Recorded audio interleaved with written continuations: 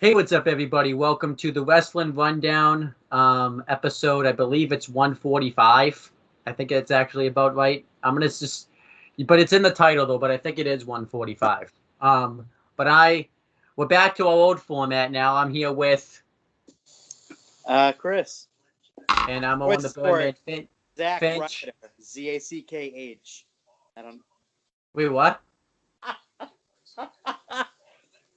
What the hell did you say? I'm Zach Ryder. Oh, yeah. So yeah, Zakh. what did that? I mean, I'm guessing that came up from because he can't spell his own He name can't and even spell his own name. yeah. I saw it on Botchamania the other day. I was watching Botchamania yesterday, and I literally had to go back and keep watching because I was dying laughing. That's still an awesome segment. Am I the only one that wants the end of the storyline to be with them winning the Raw Tag Team Championships at WrestleMania? It's the only thing that makes sense. Yeah, it might have happened now because of the recent NXT call-ups now and stuff. But who knows? You never know. That he could actually be Zakh. Yeah, I kind of hope now every week they keep misspelling his name.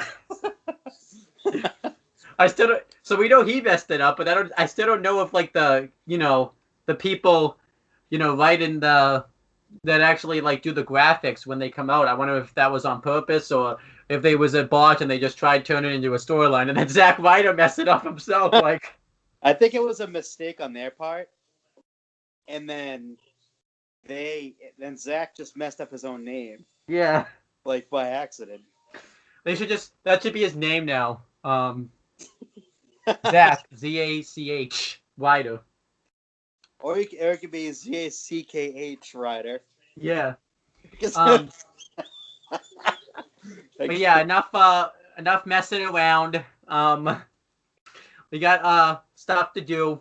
We might get out of here early today because it's only two of us, but just the two of us. But it's probably not going to happen because we get off topic so much that we're not going 2 hours today. I don't think that's going to happen. So no, probably. I hope not because I want to get back to watching Lucha Underground, so season 2. So let's talk. But yeah, we talk about the things. We're going to talk about the typical format where we'll talk about all the WWE shows except main event. It might happen on my birthday weekend. You never know. So I'm really hoping for that because I did ask you for a gift present for my birthday, and that's the ability to review a main event that week. So I think it's going to happen. So we'll have dialogue on that. Because we got 11 more posts for you to say yes. So nobody knows what we're talking about. We're going to leave that mysterious. It's an inside joke. Yes. But before we get to any of that, this week, which was not yesterday, it was Thursday, I went and saw Fighting with My Family. Chris didn't go see it yet because, he's not interested for one thing, and he probably doesn't want to, he already wasted his money once going to see a movie. He's probably going to be a nice guy and wait till it either goes on Netflix or get it on DVD or whatever. So, but I saw Fighting with My Family, the one that, The Rock actually produced and stuff. And this is obviously based off the documentary, which we did a retro wrestling review series on, where Chris was very silent for most of the video. But yeah, I'm just going to start off by talking about that. Even though what's very funny, though, is if you go on Wikipedia, it doesn't say that The Rock produced it. It says Kevin Misha and Michael J. Lewis. So where the hell's The Rock here, guys? Where's his credit? He produced this movie, and he's not even there. He doesn't deserve the credit. Guess not. And I guess we could say something. This is the first time, I think, since 2006 that a WWE Studios movie made it to theaters. It wasn't a completely WWE Studios movie, but they had. But I feel like you gotta take the victory where you can get it, because a WWE Studios production finally made it to theaters. So I think they deserve some a round of applause, but I'm not going to give them one because they suck. So It's not going to give him it. Now, let's He's see if Chris can executive guess. Um, can you guess the dates that this movie came out? There's 3 dates. You have to guess the Sundance version, the United States, and the United Kingdom version. January 28th, 2019, February 22nd, 2019, and February 27th, 2019. You're on the thing on the website, aren't you? I remember that from my head. Yeah, yeah. I was gonna have you guess how much of a budget this movie had, but you're already looking. So, 11 million. yeah. 15.4 at the box office. I just know this stuff off the top of my head. Oh yeah.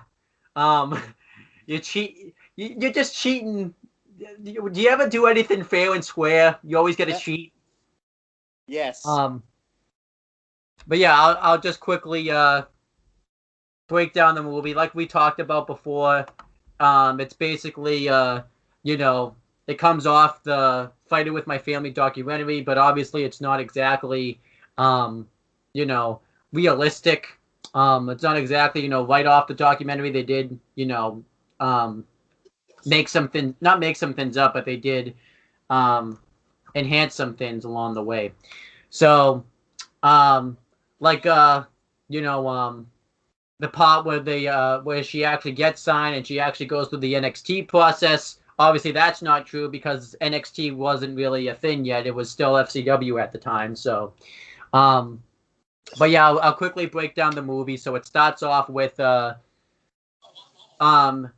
Paige and guess who? Guess in the movie who they had her first match be with. I don't even know. It was her brother who was dressed up as a pink Power Ranger from Power Rangers. So that Okay. was that was pretty that was pretty funny. And you know, obviously, they made names for themselves. They started it off like in 2000, and then they went to 2000 like 10 because where like you know she actually got signed. And um, they definitely showed us like you know how the wrestling company, because obviously that was pretty realistic, how it wasn't you know how it pretty much was struggling to get people to go to it, so they would show you know um they would show a scene where Paige was trying to sell flyers out for it, and like 3 women like wrestling, we don't want to watch that, it's fake. Basically, you know, the typical like thing that you would try to get like a non-wrestling fan to try to watch wrestling. They're like, yeah, we're not watching that, it's fake. So and someone like saved their gum in it too, so that was mean. I mean, I know, Chris, though, you're going to do that if a Top Rope promotion flyer gets, you know, gets sent your way. You're going to be saving your gum in that. So, Oh, yeah. So then, you know, they show like Paige and her brother Zach, because that's who the movie was based off of, you know, like in the documentary, and it shows them training people. They do a funny bit with Ricky, Rowdy Ricky, and just some random wrestler. Obviously, the wrestlers that they use who actually wrestling were probably just like local actors. They weren't actually you know really wrestlers. So, um, he was trying to ask him if he could take like a trash can lid shot or like a bowling ball right to the dick, and they had him like practice doing it. So you could obviously tell how funny that was. That was pretty funny actually. And then Zach's girlfriend's parents come over, and they've like never heard of wrestling before in their lives. So you could imagine how that went over with the Knight family. You know, you go over to a wrestling family's house, and they never heard of wrestling. You can imagine how you can obviously tell that didn't go over very well. So It went perfectly well. yeah, they were probably just the Knight family probably just like, oh, you never heard of wrestling, but like the Knight family were like, you know, surprised. And um Vince Vaughn, I forget his name in the movie, but he's one of the coaches there. He actually was not played the role as like a WWE coach. Awesome. You actually would have believed he was a coach, but obviously the name that he had in the movie doesn't exist. They just completely made that up. They tried to do like some storyline where like you know he tried breaking into the business and he finally made it, but they just saw him as a good little hand. But obviously that was you've probably looked up his name. Like your computer would get like 3 viruses on it. So don't look up his name because then you'll get 3 viruses on your laptop. So obviously that's not true either. I just made that part up. So then it shows them. Then it shows Paige and Zach going over to because I guess WWE was in London at that time. That could have been true. We don't know. And obviously they do the scene where they meet the Rock backstage. You've obviously seen that scene. So it was pretty funny because like the Rock was trying to like go. He said he was there to shoot a movie, which that was kind of funny. That's kind of breaking the fourth wall because he really was there to shoot a movie. It was that movie. So it was that movie. Huh? It was that movie that you're speaking of. Yep. But he said I don't think. But then he's trying to like leave to go like, and he said like he was there as like a surprise appearance, and he's trying to leave, and they won't like leave him alone. So then they do the whole bit, where you've seen that part of the trailer where they talk to the Rock backstage. So yeah, a cringy part of the trailer. And then they did make fun of Zach Zodiac's name, and obviously I found it more funny than everybody else did because we literally did a whole video making fun of his name. So they said that he sounded like he was like a name that you would hear on Pornhub or something like that. So that was funny, and it was Vince Vaughn that did it too. So obviously Vince Vaughn made it funny. So, and then obviously Paige is the only one that gets signed out of everybody.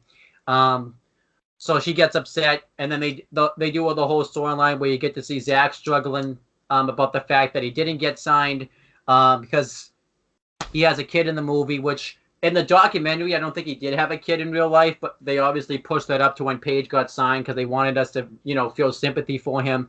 So obviously, if James was here, he probably would have been ranting about the fact that, they made it seem so unbelievable the way that he gets mad at her that she got signed and he didn't. Well, that wasn't really the case because if you have a kid and you just got and he tries calling again, Vince Vaughn, and if you get turned down by, WWE and you have a family to support, you're going to be pissed off too, especially too because Paige tried to leave too and stuff. So I thought that was pretty believable. And then you see Paige actually struggling in the Performance Center. She tries to do a promo, and it's like an awesome promo, but it was a promo that had been heard already.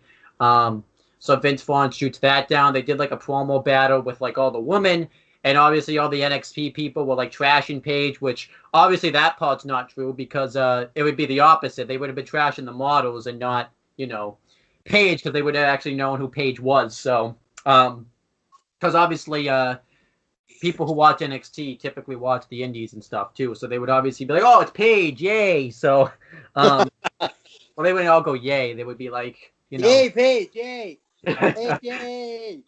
And Vince Vaughn was watching this, and he was not impressed that Paige didn't say anything. So Paige is struggling too because obviously, even though this probably didn't happen in real life, but this was pretty believable because before Paige got signed, we talked about this. They would only sign in models and stuff to the WWE. So they actually utilized that in the movie where everybody that was at the Performance Center were models except Paige. That were on the woman's side anyways. The guy's side, they didn't really tell us any of that, so I couldn't tell you.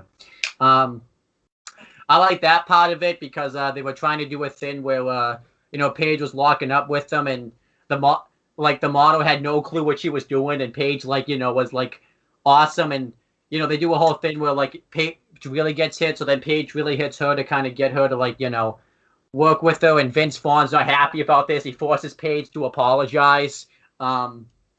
So then Paige leaves because she tries to do the obstacle course, doesn't do it, so she tries to leave, and that's where that whole argument gets down, where you see in the trailer with Zach and Paige. So then Paige decides to come back.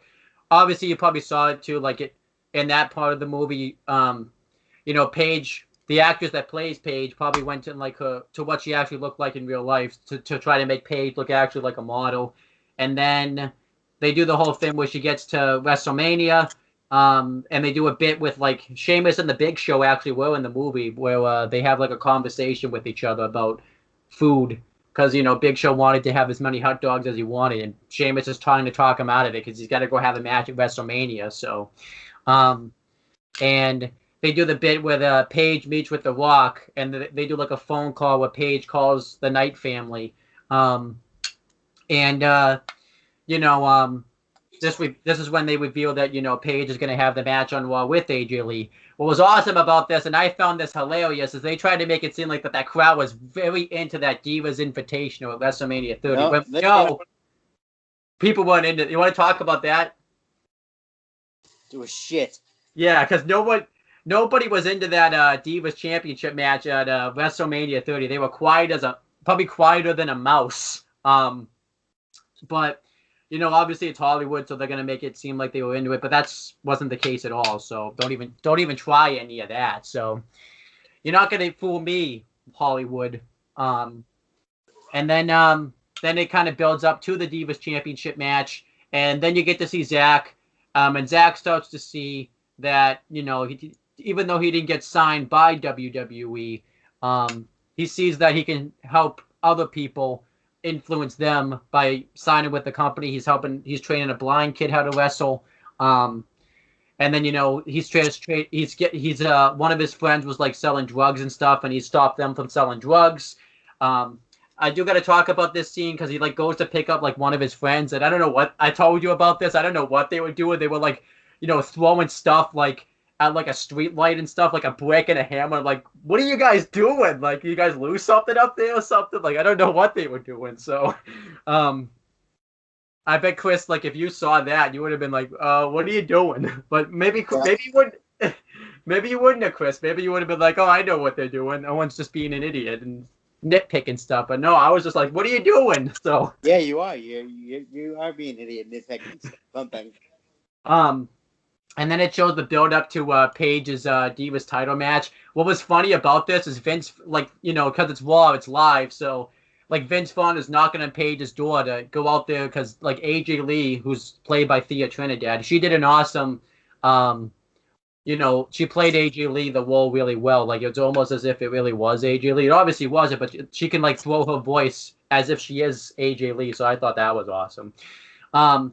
But like Paige doesn't come out for maybe 5 minutes. She does they do like a thing where she FaceTimes her brothers, and he convinced she's like afraid she's gonna choke, and he convinces her to go out there. But I'm kind of like, yeah, like that's not gonna happen in a wrestling show where you can just go FaceTime your family member for like 5 minutes before you go out there. Like I want that would no. That's just 5 minutes. Let me just FaceTime. Like I want like they did a funny bit too. Like when Paige came out, she was like, all, she like said Vince Vaughn, like, you're late and stuff like that. So, but when it was all you, Paige, you're choosing to FaceTime your brother. But yeah, that was pretty funny because that wouldn't happen in real life where you could just FaceTime your family member right before you go in to wrestle a match on TV. So, and then they show the match on TV. And yeah, that was pretty much the end of the movie. They just tell us, Roy made like a small cameo, because the whole movie he was like in prison, which obviously they added that part in there because in the documentary he wasn't in prison.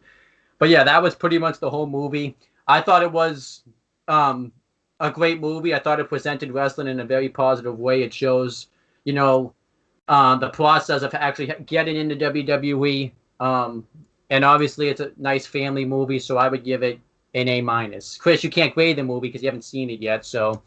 Damn straight I can't.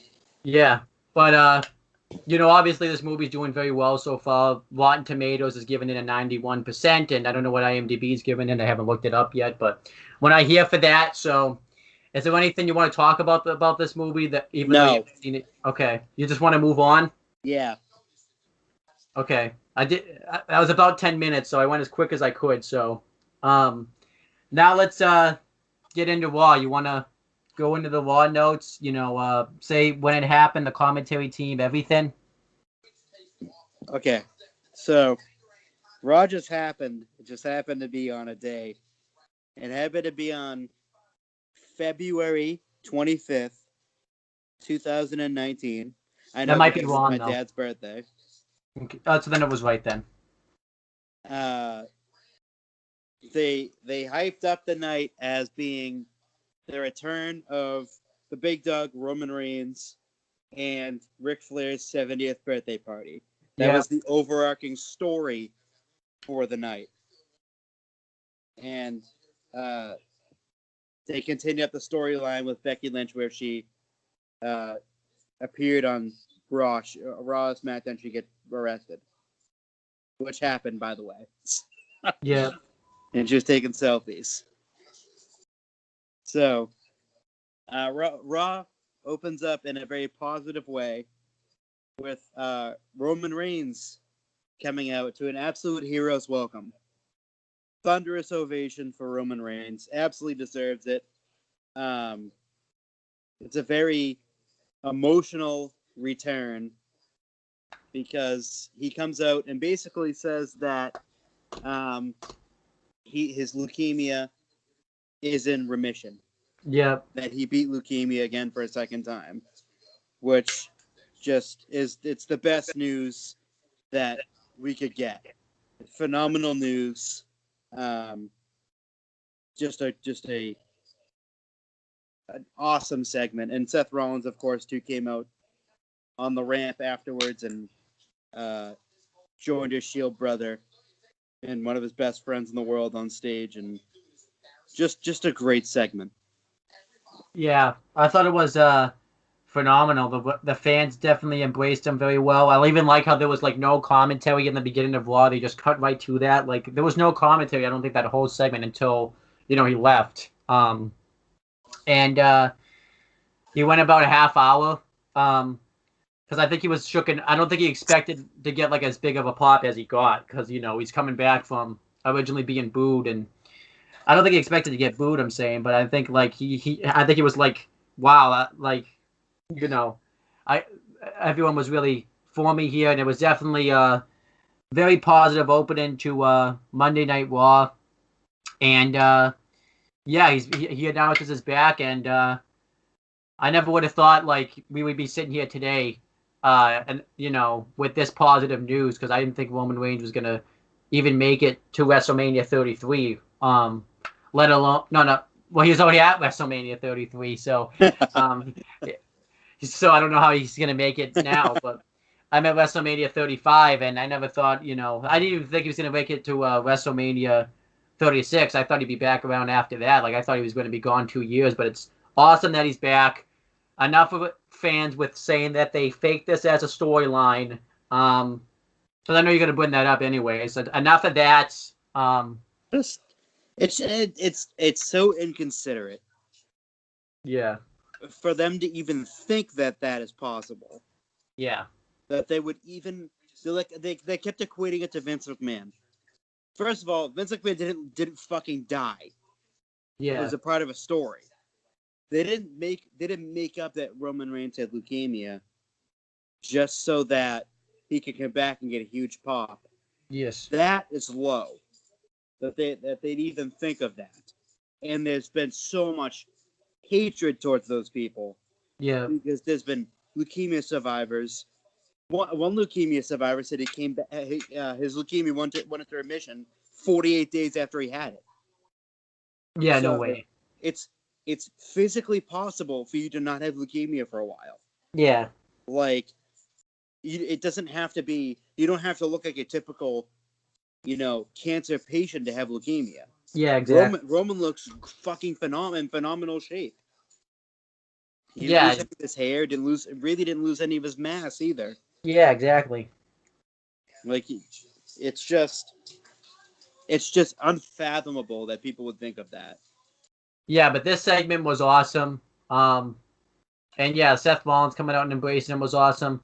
I was surprised, Dean Ambrose didn't come out, but obviously online we found out that he didn't want to because it was just such an emotional moment for him. So, yeah, why he's probably a blubbering mess backstage. Yeah, but yeah, I thought this was a hell of a way to kick off Raw because I think everyone was just, if he didn't kick off the show with this, I think everybody would have just been waiting for it. So I kind of like that they just kicked right off with it. So yeah, no commentary, anything, just right into that. It was awesome. Yep. And then they went into a tag team match. That wasn't so awesome. That wasn't nearly as awesome. But Aleister Black and Ricochet versus the Revival, which on paper looks like it's going to be a phenomenal match. But Revival got the jobber entrance, and just the match didn't seem like it really worked very well. No, it was a squash match, pretty much. It definitely shouldn't have been. Yeah. Yeah, but you know, Aleister Black and Ricochet win. I think with Aleister Black's Black Mash on Dawson, I forget. Yeah, they should have just like, you don't job out the champions like that. So, I get you're trying to debut Aleister Black and Ricochet, but can you like find another tag team to like job out like this? Because you don't job out the Revival, the freaking Raw Tag Team Champions. So. No, I know. Yeah, that definitely shouldn't have been them. Yeah. You have plenty of other teams there that you could have used. Yeah. You could have put a makeshift team together, but like not them. Or find local, you know, enhancement talent. Oh yeah, definitely. That would have made so much more sense. Yeah. It's not something you do with your fucking tag team champions. No, not at all. They should be pushed to a higher esteem than that. Yeah. You know, Bobby Roode and Chad Gable watching the match backstage. I guess because they're gonna, you know, have a rematch, but they can't really have a rematch because there's no more rematch clauses. So They're just gonna wait patiently. yeah, just like, hey, we're gonna wait and earn an opportunity. But how can they earn the opportunity if they never get in the ring and wrestle? Like, When the fuck was their last match? when they lost the titles to the Revival, I think. Yeah, I was gonna say, they never had like a rematch. I guess like Yeah. they were never like given another opportunity to earn a chance. I guess. Yeah, I know. I mean, maybe they had a match on like main event or something, but that doesn't count to you. So I don't even know if they even had a match on main event. yeah, I don't that think doesn't they count to wrestled you. on Raw in 3 weeks. That doesn't count to you though. So It doesn't. yeah, that segment was just trash. It could have been better. Yeah.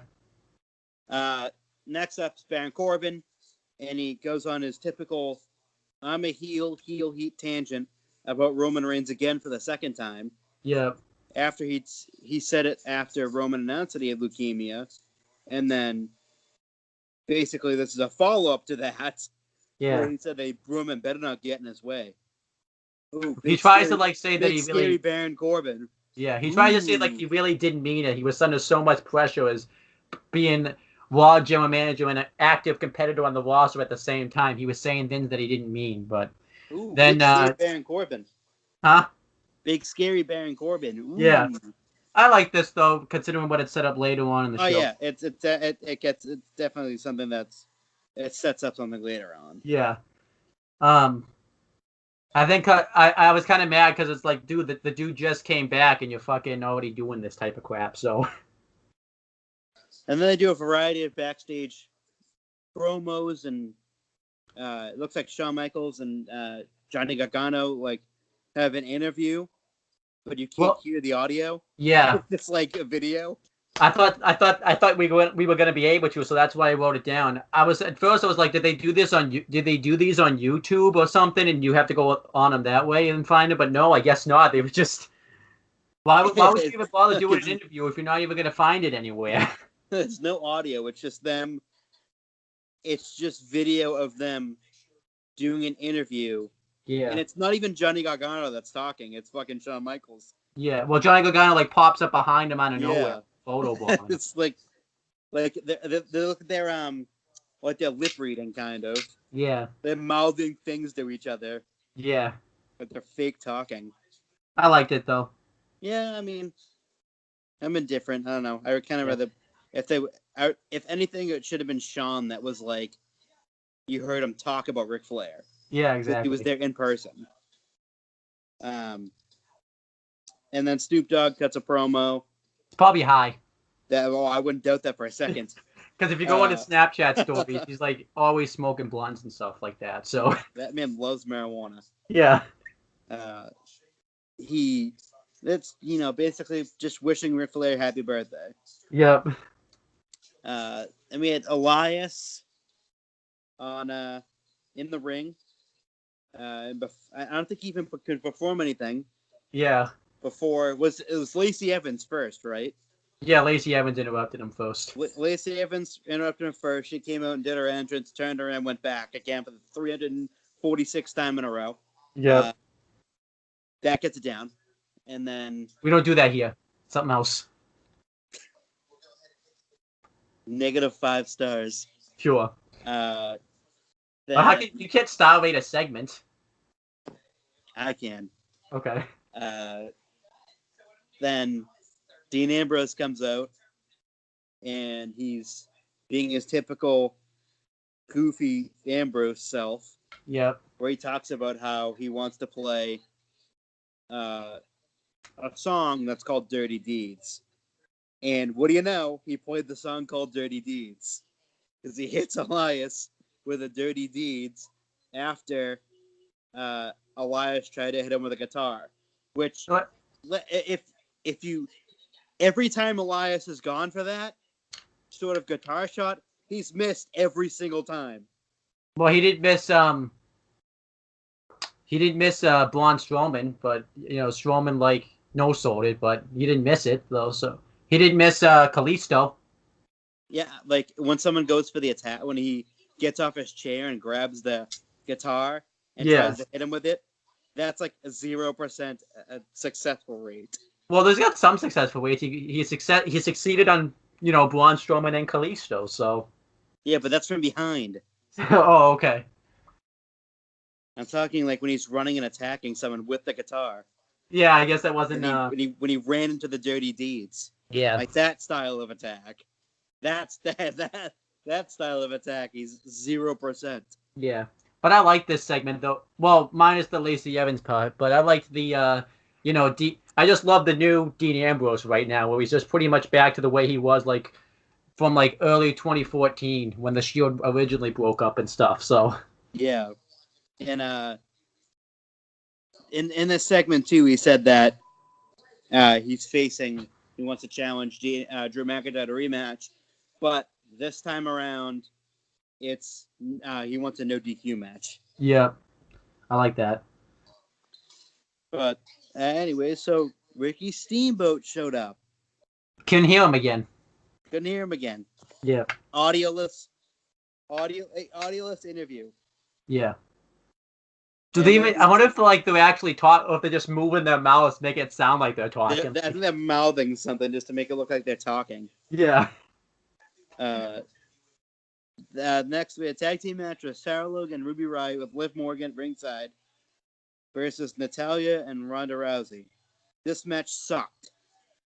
Yeah, the match was pointless. It's just a completely pointless match, and it serves no purpose. And after the match, Becky Lynch comes out. But the match didn't even finish. Like Ronda went for her armbar on, I believe, on. Oh, then Becky came out. Yeah. And of course, she's Stone Cold Steve Austin now. And I liked it though. I loved it. It's great. Yeah. She's probably one of the best parts of Raw every week. Which is kind of sad because she's not even on Raw. So she hit Natalya with the crutch, I think, right? Well, she punched her, then hit her like right across the back with. I don't know if it was right across the back or the back of the head with the clutch, but she hit her with it.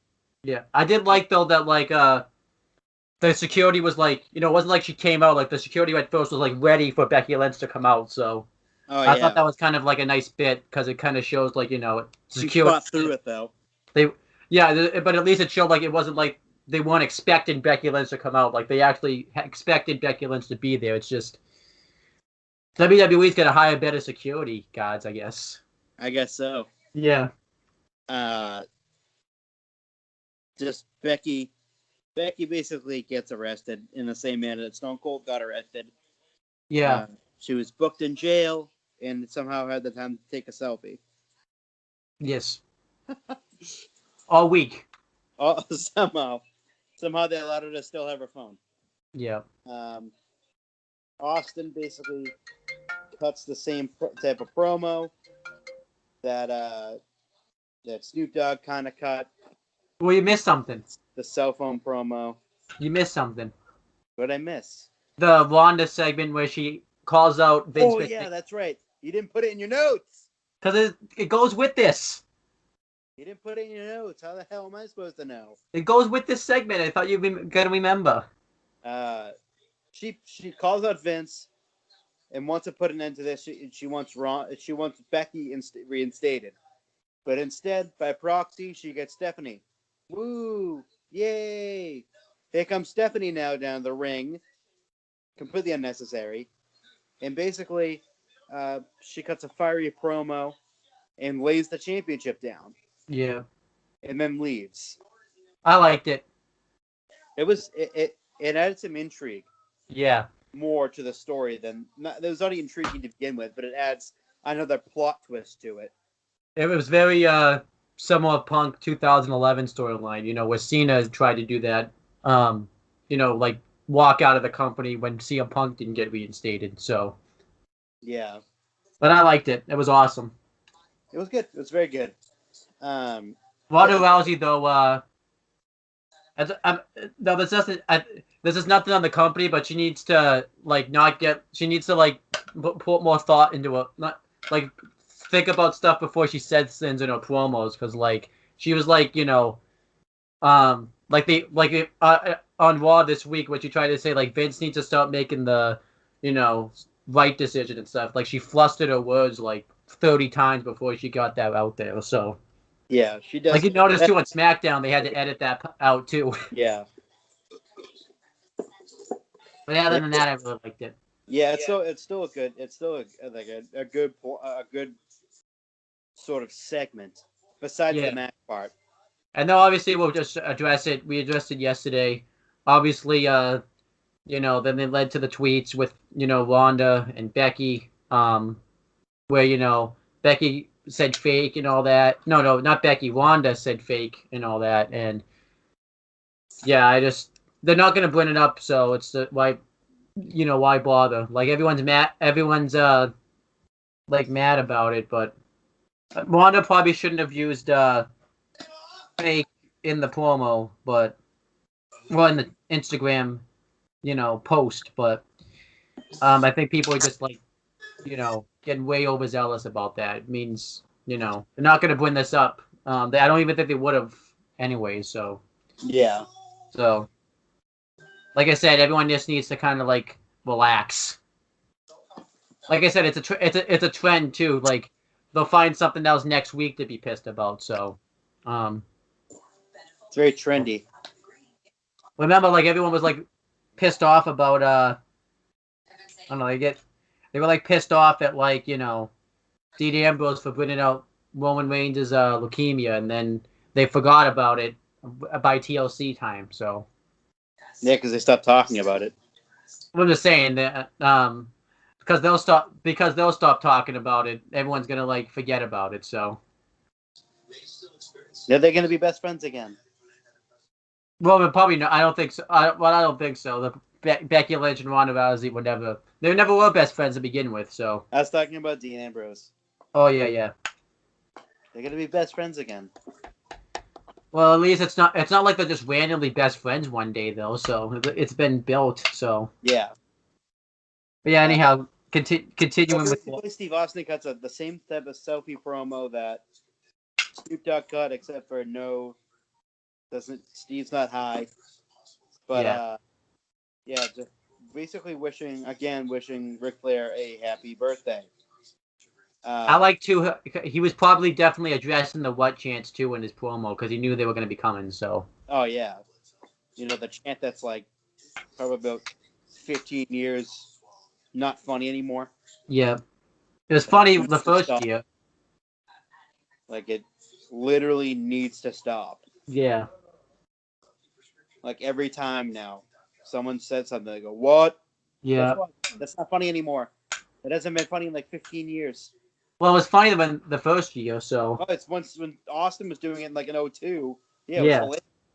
It was fucking funny as hell. All hell. Now it's just like, okay, stop doing it. It's not Yeah. funny Enough's anymore. enough. You've already ran it into the ground. Yeah. Now out comes salty Jinder Mahal. Yeah. He's not physically salty. No. He's literally salty. Yeah. But he comes out and he wanted to challenge someone who was invited to Ric Flair's birthday party. I don't Yeah. know why this needed to happen, but it did. Yeah. Out came Kurt Angle, and he wins in a squash match. Should have been more of a squash than it was, though. I don't know why this happened. I'm confused at why this happened.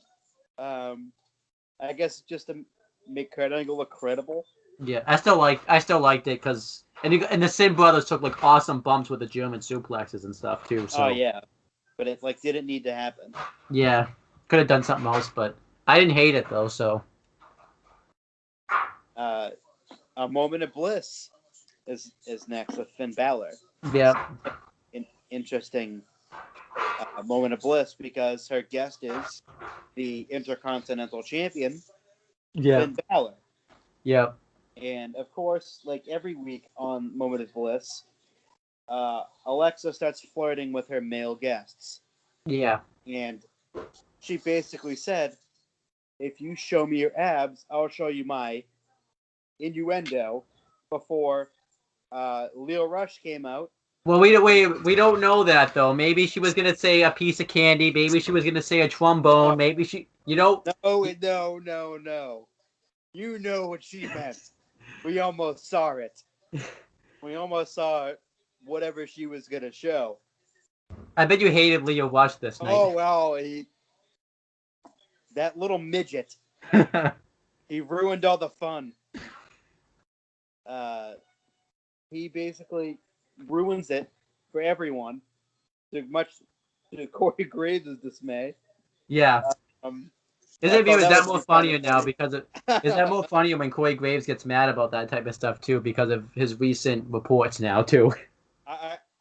I've seen this a couple of times now, but when Leo Rush's music hits, like Alexa just throws her notes up in the air. Yep. It makes me laugh every time. It's just like it add a little bit of comedy to it. Um, they need to stop the moment of bliss segments though. They're getting very cringy. We're gonna get to see something eventually. Yeah. Well, maybe. Yeah. Uh, Well, we almost saw him too, like a few weeks ago when like the person knocked on a door, like her like assistant or whatever, and she was like not even changed yet. So we almost saw him then. there's so many logic flaws, and I'm not even gonna get into that. Like, how Yeah. can you not get someone knocking on your door when you're 5 feet away from it? Yeah. And like how you not hear. I don't know. Why would you still go in the door if she doesn't answer? I know, just walk right in. Just help Yeah. yourself. But anyway, he tries saying that Bobby Lashley deserves an Intercontinental title match, a chance to the Intercontinental title, but for some reason Finn didn't hear that, and He he took it as if. took it as if Leo Rush was challenging him for the IC title. Well, I guess what he was trying to do is he's trying to stir tension up between Bobby Lashley and Leo Rush. Tension that should have already been there. So. Oh, I know, yeah. And then they had a really good matchup. Yeah. This is a really good match. I agree with that. Yeah. With Finn Balor obviously winning with the obviously because he's not going to lose the IC title right now to Leo Rush. Maybe he would have though. Maybe they would have been like maybe Vince backstage would have been like, you know what? Let's put the IC title on Leo Rush. That'd be interesting. Yeah. Next we had Tucker Knight backstage. No, and you missed some stuff. You missed the Maria Menounos wishing Ric Flair a happy birthday. Happy birthday! Yeah, watch them. Who cares? And then Titus O'Neil gets interviewed. You actually could hear Titus O'Neil this time. So, and then Stin pops up out of nowhere. Just a whole bunch of happy birthdays. Yeah, and you messed up Tucker's name. That's Tucker Knight. No, it's just Tucker now. It's Tucker Knight. Just Tucker. He's backstage with the Ascension, and they're like making fun of like Otis Dozovich like right in front of his face, and Tucker Knight took great exception to it. Yeah. He didn't like that they were making fun of his friend, And out came Otis Stozovic out of nowhere and fucking ran them both over. I don't even know what to think of this segment. It's pointless. That's what I think of That's it. the fact that they don't have last names anymore. Yeah. Because it's the first name curse, Chris. It's funny, but it's like, Yeah. I don't know. I don't even know what to think of that segment. It was just there. Otis was awesome. Of course, he's always awesome. Yeah. If you just fucking go on his Instagram and watch his stories. Yeah. Some of them are really creepy. You notice too, they made him change his name to just Otis on Instagram now Yeah, too. Otis now. Just go and watch his Instagram stories. They're Well, the funny. weirdest thing about it though is so they technically just have they have two wrestlers names on the roster just named Tucker. There's one in NXT UK and there's one on the main roster. So what if like Vince wanted to fire one of them and I think that he did. Oh, he did? I think that other Tucker's gone. What happened to Long him? gone. What happened to him? I don't know. He's gone. Bye, Tucker. What if he fired the one Tucker? They could have. This could have been the Tucker that was in NXT UK. Yeah. Anyhow, continue. Bobby Lashley and Leo Rush were backstage. I forgot what happened here. Bobby Lashley was upset that he took the Intercontinental Championship match from him, but he's also even more upset that he didn't get the job done. And he says that if he lets him down again, he'll beat the crap out of him, I guess. Ooh. Yeah. Yeah, let's just take away the only thing that makes Bobby Lashley interesting. Yeah, exactly. Then that led into a match with Bobby Lashley versus Braun Strowman. I don't remember anything that happened here. It wasn't a match. Lashley attacked him like before the match, and they had a fight. Strowman got the best of it, and then it was just over.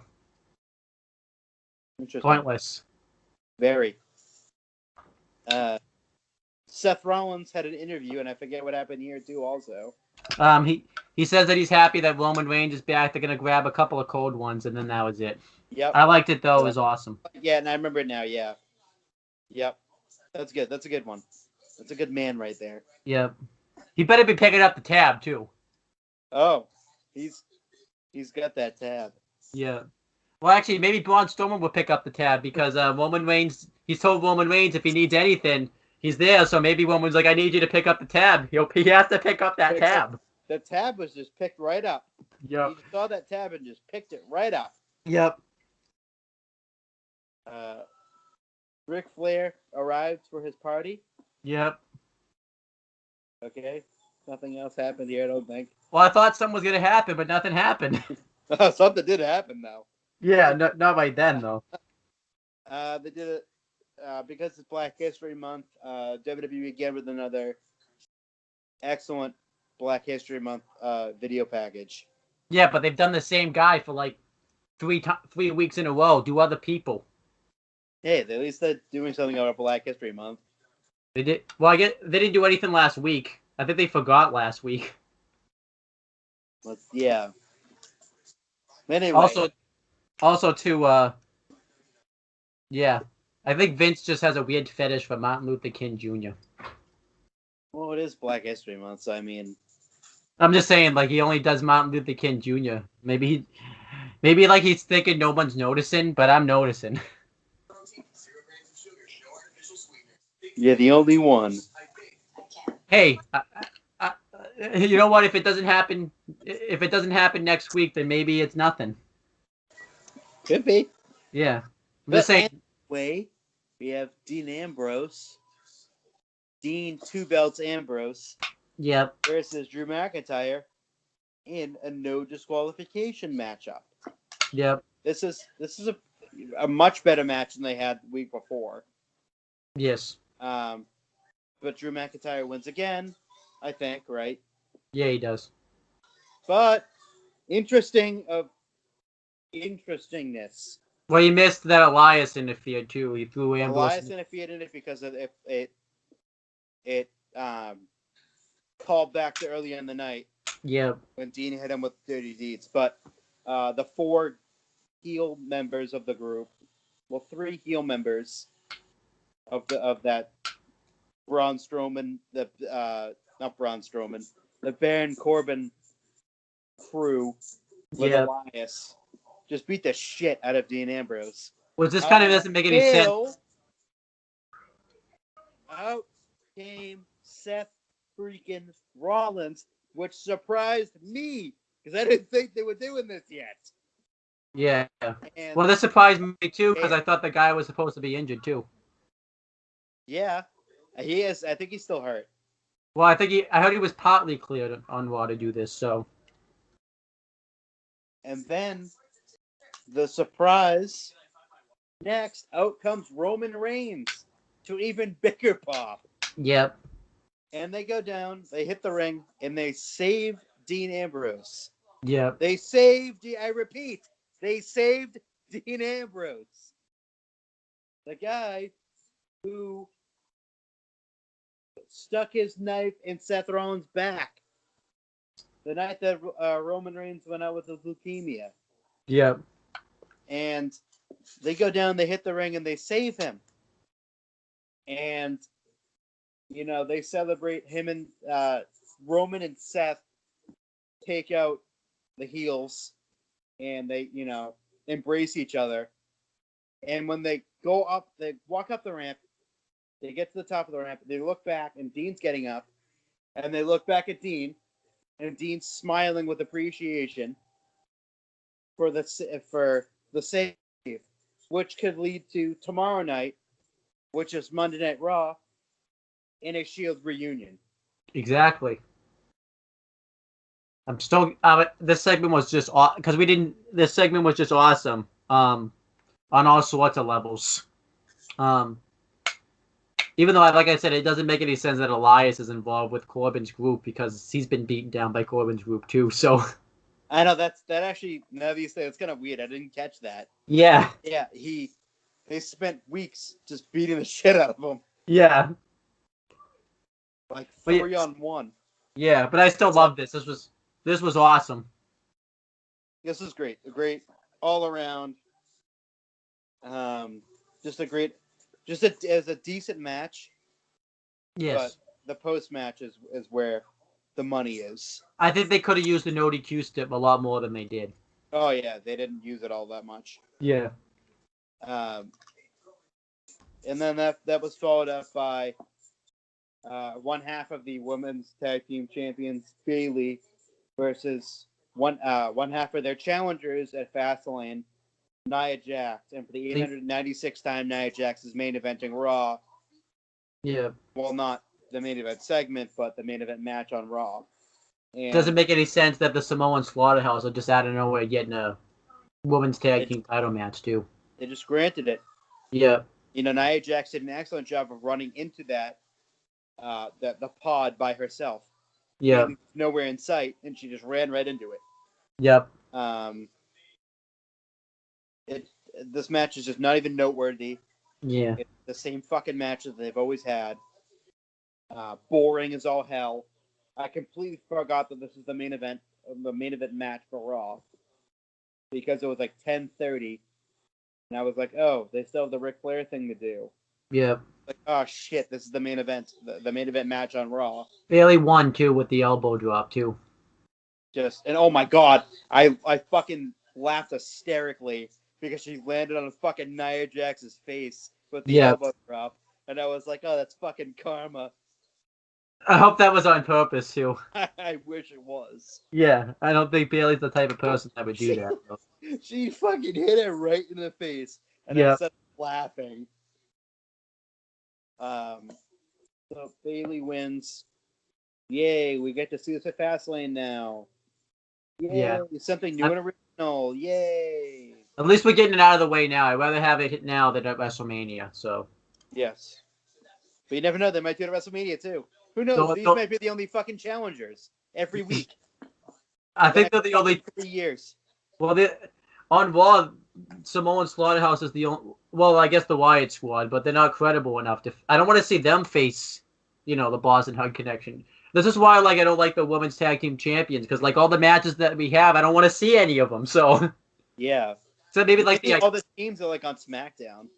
yeah, and like NXT, Onyx and on NXT, Glow and yeah, you only have one team on NXT that's really well, two teams, but one of them is the only one I want to see them face the Boston Hug Connection. So yeah, Io Shirai and Kairi Sane. yeah, I don't want to see. I want to see them.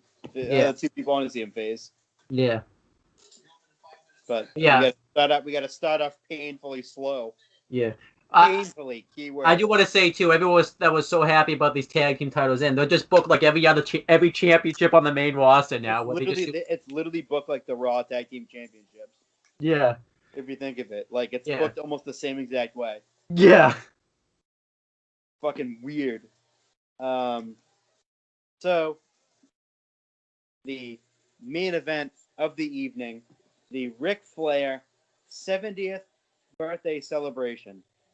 Out on the stage are the superstars and Triple H and Stephanie come out to the ring, and they basically introduce a bunch of superstars that Ric Flair has faced over his umpteen years in the sport of professional wrestling. Notables like Ricky Steamboat and Sting, which was surprising. I didn't think that Sting would have been there. Yeah. That actually popped me a little bit. What, did you miss the Titus segment or something? Because he was there in the Titus segment. Oh well. Oh. Yeah, I did think that it was. I was surprised no Hulk Hogan in a way because he was. Oh yeah. But I got everyone now. Shawn Michaels, Ricky Steamboat, Kurt Angle, and Sting were all were introduced. Well, the one question I have is, what does Kurt Angle really have to do with Ric Flair's career, though? He's not really a part of his career all that much. TNA. I get. Well, they don't talk about that though, so. I know, yeah. It's really weird. It's kind of like that, it's kind of like an unknown thing that they fought against each other in TNA. Yeah. Well, I think they were in Immortal together in TNA too, but like. Yeah, they were for a little bit. Yeah. But and that one really didn't make any sense to me, and I was like, oh yeah, they went TNA together, but WWE would never mention that. Yeah. They also had like one match on Raw where Kurt Angle qualified for like the Elimination Chamber match at New Year's Revolution 2006. I believe it was he qualified against. I totally forgot about that. Yeah. But they showed off some gifts that they were giving to Rick, like that fucking amazing World Heavyweight Championship belt. Yeah. Like that thing was fucking nasty looking. Yeah. Oh my god, that's one of the prettiest belts I've ever seen. And they do a video package of his whole career basically. Yeah, you could talk about the biggest part of the celebration. This now it gets crazy. So I do want to talk about one thing too. When Ricky Steamboat came out, he was chopping everybody. I think he chopped Dana Brooke's tits because you saw he'll go no when you caught that, right? I missed that. Someone was fighting with Johnny Gargano on the stage. I think I was like, or whoever. I forget who it was. I think it was they came out and started fighting with people on the stage. Like everyone. I was like, what the fuck is going on here? Yeah. But that all led into Triple H introducing Ric Flair for his birthday party. We all thought it was going to be Becky Lynch, but Ric Flair, also I didn't know what to think too because it was getting to be like 11 o'clock and I'm like, are they going to do an overtime here? Because Ric Flair, he likes to go on and on and on. Oh so yeah. I was like. He introduces Ric Flair. Rick doesn't come out. Yeah. And they go to the back, and Dave Batista's there. Yep. Dragging a cameraman with him. And he goes into Ric Flair's locker room. Yep. And he drags out Ric Flair. A beaten down Ric Flair. And he looks at the camera and says, Do I have your attention now, Hunter? And I was like, what the fuck just happened? Yeah. Like, it was just mind blown. Yeah. That was awesome. Yeah, it was. Amazing. I think it was a nice surprise too, because while Becky Lynch still would have been awesome, it would have been like, okay, this is like Batista was like Yeah, awesome I because agree. like, Yeah, 100%. and And then Triple just like H, that kicks off their WrestleMania feud. and then Triple H runs backstage and goes and like checks on Ric Flair and is asking where Batista is. Um, but He's yeah, scheduled to be at Raw too tomorrow night. Batista. Yep. So he's probably going to explain why he attacked Ric Flair tomorrow night. So That's going to be awesome. I cannot wait for that too. because I There's love so much interesting things that are going to be going on tomorrow night. Yeah. So I'll talk about this, real quick. I loved it because, it was an awesome return for Batista because we didn't expect it because there was reports going out there that he had like movie roles and stuff coming up. That he possibly wasn't going to be able to do WrestleMania. He must too also. Huh? Triple H tearing his pectoral muscle. Yeah, exactly. Super Showdown, right? Crown Jewel. Crown Jewel. Yep. See, everyone forgets about that show. So, yep. Super Showdown was when he faced Undertaker, right? Yeah, and then the tag team match happened at Crown Jewel where he tore his pec. I'm happy Batista's back. I think this feud would be awesome. I like that he's going to be the heel in this feud because, yeah. However, I don't. I'm kind of iffy on like the match itself, because we saw the WrestleMania 21 match, and that was like when they were young. It wasn't all that spectacular. So yeah, I don't know how the match will be. And we saw Batista at WrestleMania 31 too. Well, he looked fine at WrestleMania 31. Yeah, but he looked bad at the Royal Rumble 2014. Like he got blown up in like a second in that. Oh, yeah. But I think we discussed this too. Like the story is going to be amazing. Yes. But the match itself is going to be very subpar, I think. Yeah, I think so. Because obviously,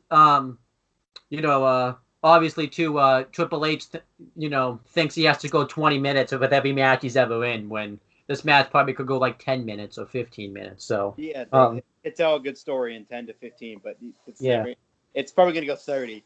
Yeah, knowing Triple H. Yeah. But they gotta make WrestleMania go until 12:30. So. Yeah, exactly. Hey, the Royal Rumble went probably going to like 2 a.m. No, sorry, the Royal Rumble went to like almost 1 a.m. The WrestleMania is probably going to 1 a.m. Like. Oh no, yeah. 1 a.m. Eastern Standard Time. Yeah, I feel bad for like the people in the UK that's got to watch this show. Oh yeah. But yeah, I loved it. And obviously too, because I don't know if you saw this afterwards. Jinder Mahal and the Sin Brothers came out after the birthday celebration, and they tried to do a Indian celebration, but then they get beaten the crap out of by Shawn Michaels and Kurt Angle. So, yeah, that didn't go very well for Jinder Mahal. So that shows you that Jinder Mahal is definitely back in, jobber territory, which is awesome. So, happy about that, because we don't need him in the main event ever again. So, yeah, that was Raw. Letter grade for Raw, Chris? A-. I'm giving Raw a B+. I thought it was a great show. It would have been an A- show had it not been, for like the Braun Strowman, Bobby Lashley matches and the meat in the middle. Yeah. I don't agree with this on Bleacher Report. It says on the night he was clearly the babyface to the game's obvious heel. Not at all. Not even close. Yeah. Triple H came off as the babyface here. Yeah, exactly. Batista came off as the heel. Batista wouldn't have returned if he was going to be a babyface. Why would Batista attack Ric Flair? Yeah. Like, unless he was trying to get to the Triple H. Yeah. He's obviously the, almost sadistic type of heel here. Yeah. I think heel Batista, like we said, everybody loves heel Batista. Heel Batista's awesome. Like, At the time, I didn't like heel Batista back then. because you didn't like any heels back then. So yeah, I'm a grown ass man now. But I loved it Batista too. is awesome. Yeah, just get rid of that nose win, buddy. Just get rid of that. I mean, it's whatever. Yeah. That doesn't really bother me all that much. But now let's get to SmackDown. So it took place on February 26, 2019, the day after your dad's birthday. You forgot to say the commentary team on Raw, so I have to say the same freaking commentary team every week. Well, this maybe it's gonna be different one week. You never know. What if like we have new viewers one week and they don't know who's on commentary that week? They should fucking know if they watch the product. Maybe they forget. You forgot about the Braun Strowman Bobby Lashley match, so so forgettable. But anyhow, it starts off with the WWE contract signing that was hosted by Stephanie McMahon and Shane McMahon, which I was surprised to see Stephanie McMahon on SmackDown because she's like never on SmackDown. So, the new Daniel Bryan was already in the ring, and before Kofi Kingston actually comes out, they do this whole like video package thing, like hyping up Kofi Kingston, going over all his accolades and stuff, and then the New Day come out and Kofi Kingston talks about how he's ecstatic that after all these years, he's finally getting a WWE Championship match. And he even talks about, all of his things he's had to go through in his career. And he gets ready to sign the contract. But then who comes out none other than Vince McMahon? And he says that Kofi Kingston's not selling the box office draw, which that's a really weird comment to bring up because everything's on the network now, so they really shouldn't care about that. Yeah. But, not really about box office anymore. Yeah. So he's pulled Kofi Kingston from the match, and who does he bring out? None other than the returning Kevin Owens. And he doesn't say anything. You see the disappointment on Kofi Kingston's face and the New Day's face, and I loved Big E here, where he was just like, "This isn't fair. This isn't fair." Big E's just awesome. And Kevin Owens signed the contract, and that was it. They don't say anything. I thought the segment was awesome, but I got some nitpicks. First, that it's a little bit, too much like, the Becky Lynch, Charlotte Flair, Ronda feud. I think it's like, an exact copycat of that. And then the fact that, when you draw up a contract, it's automatically going to say Kofi Kingston's name on it. So, why does Kevin Owens just get to randomly sign the contract? Yeah. And then obviously too, never on it. By that time too, like Kofi Kingston could have signed the contract before Kevin Owens even got to the win, and then he still would have been in the title match. So, good job, Kofi. You screwed yourself over there. You didn't think fast enough on your feet. Am I the only one that thought it would have been more awesome if it was Randy Orton that got the shot instead of Kevin Owens, just because that would have been awesome. And a lot of people are saying, this one, though, I'm going to defend.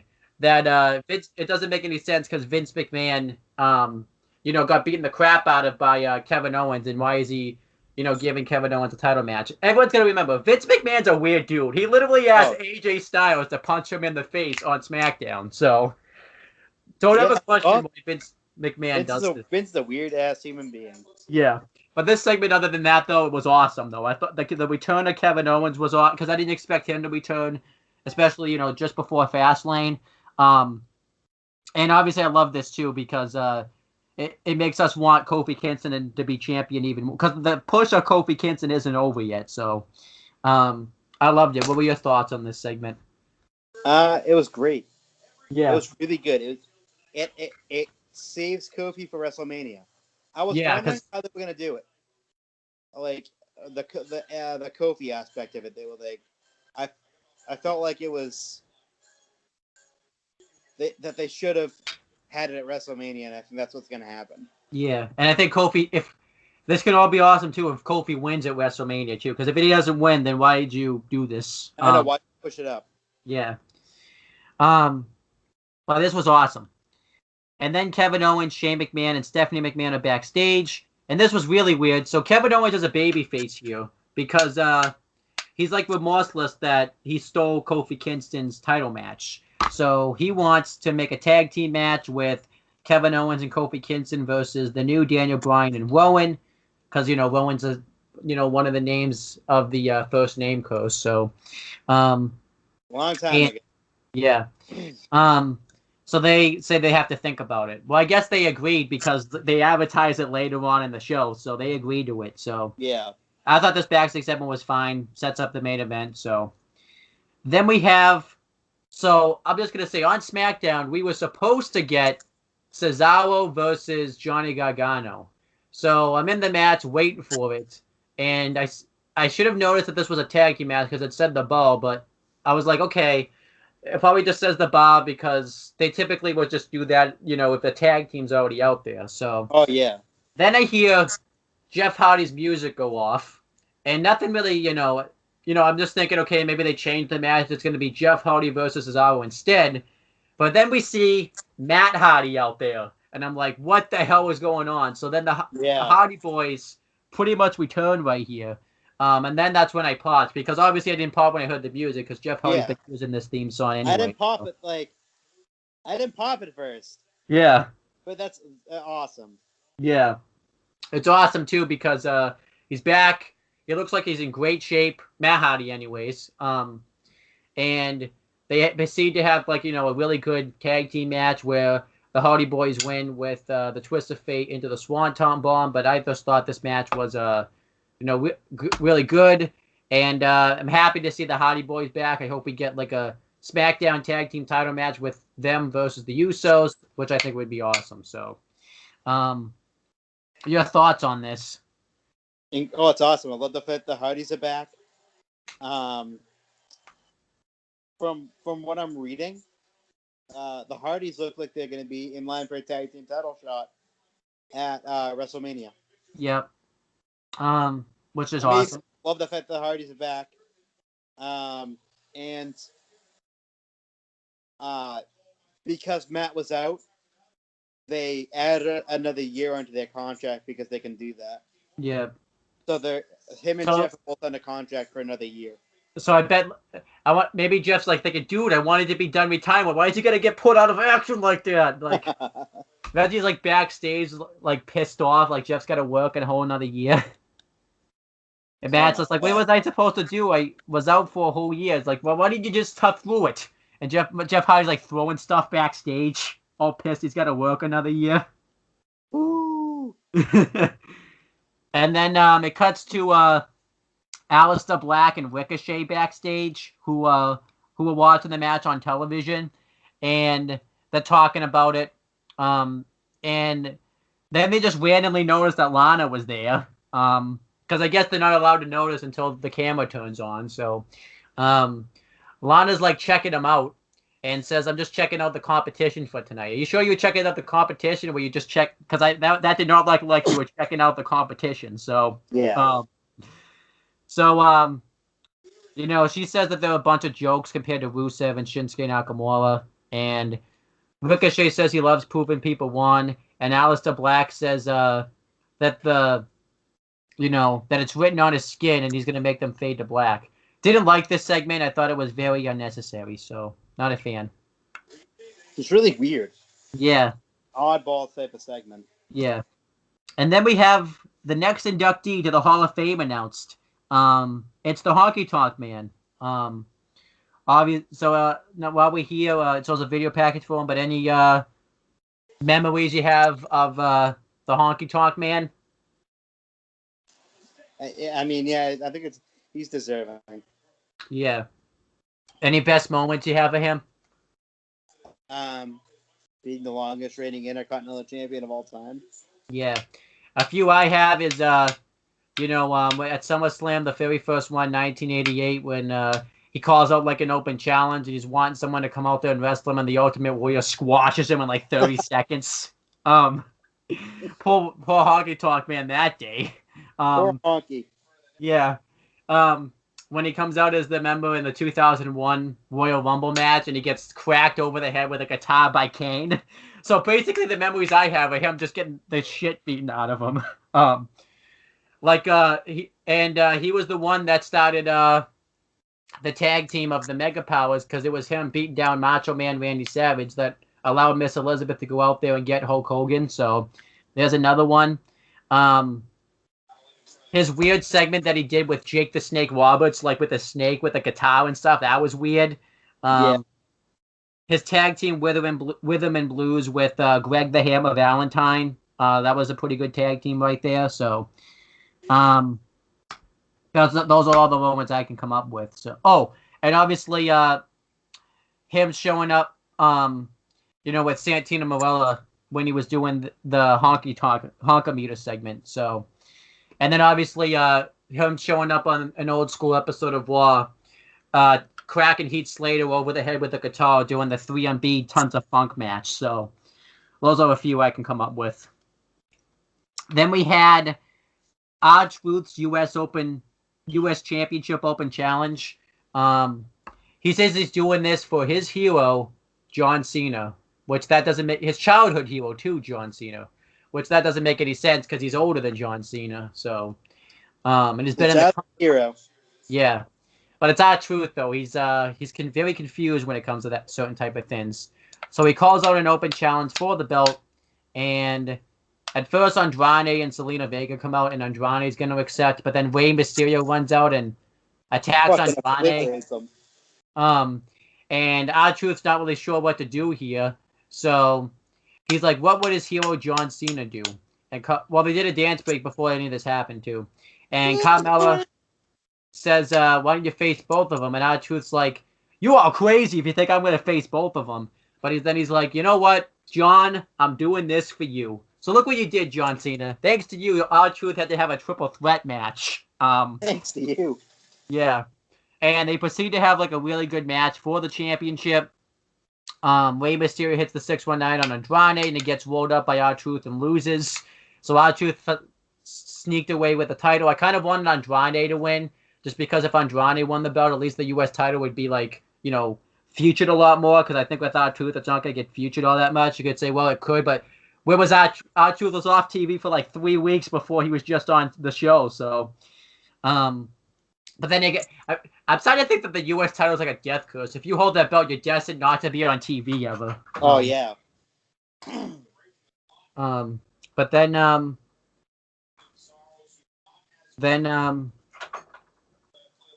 afterwards, Andrade goes to attack Rey Mysterio and lay him out with his finish, the Hammerlock DDT, but Rey Mysterio fights him off. Goes for a second 619, and Andrade rolls out of the... No, Zelina Vega pulls him out of the ring. He doesn't even get to roll out himself, so... Because he's not capable of doing that, I guess, so... I guess not. Yeah, this segment was awesome. The match was really good, so... What more do you want from Rey Mysterio, Andrade, and R-Truth? So, what more do you want from them, Chris? A match at WrestleMania? What if they have like a triple threat match at WrestleMania and they all lose? None of them win. Sad. Then Charlotte Flair cuts her promo, and she says she talks about Ronda Rousey's speech, and basically says that it was a really good promo. I just don't remember it as well. She says, though, that since there's technically no Raw Women's Champion, she's going to go to Raw tomorrow night and have Vince McMahon award her the championship. So I thought it was a really good promo. So there's that. Boring. You just don't like Charlotte Flair. It's just boring. Give me one good reason why it's boring. It's the same thing. I guess I can agree. I guess I can understand that, but I thought at least it made everybody want to tune into Raw this week. Obviously, you have other reasons now, though, with Batista being there, though. So, then we had a tag team match. It was Aleister Black and Ricochet versus Rusev and Shinsuke Nakamura with Lana inside, and the heels dominate Aleister Black forever.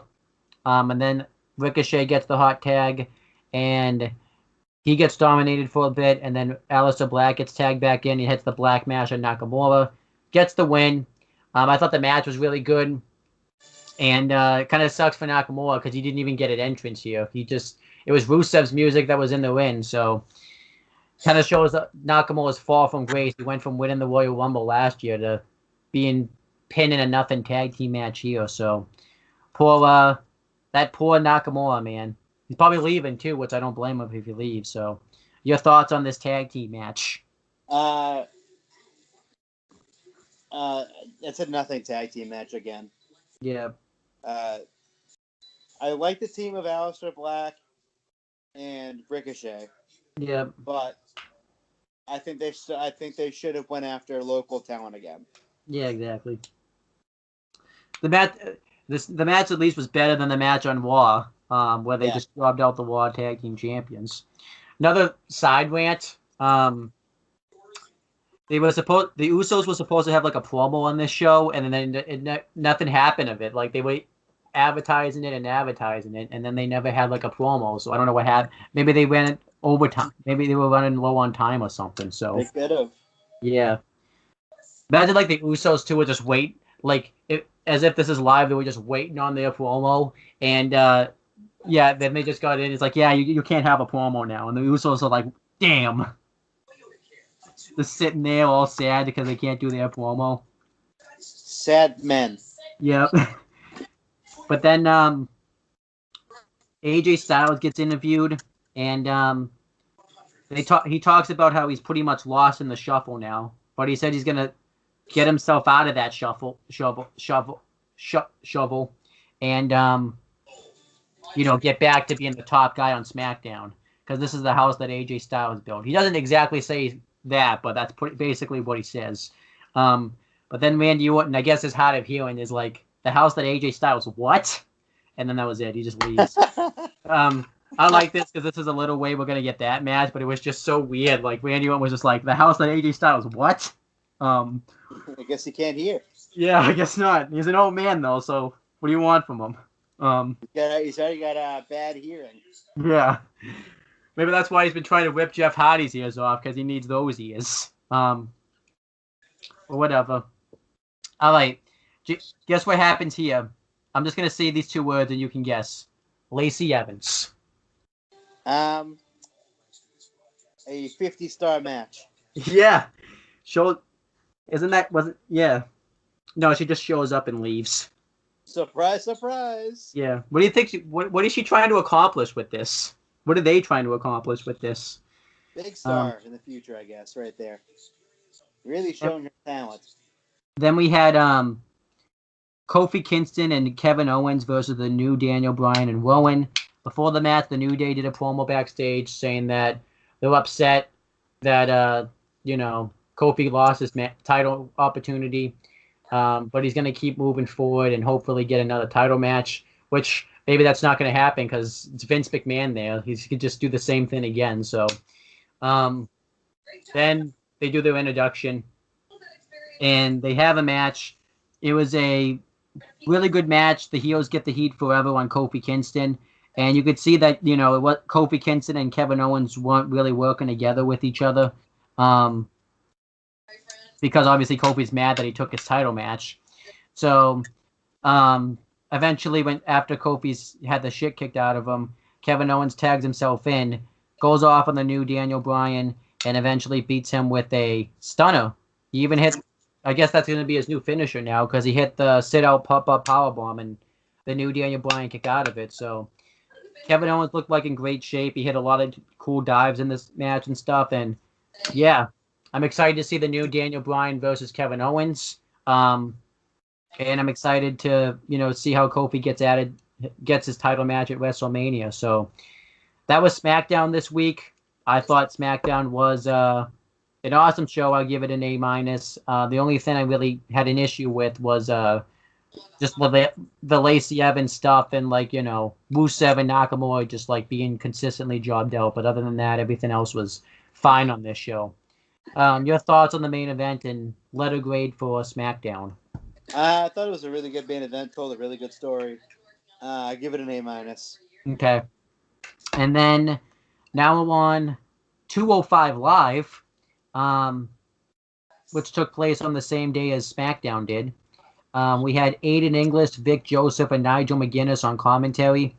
You haven't been able to hear Aiden English yet on commentary, have you? No, they haven't watched 205 Live.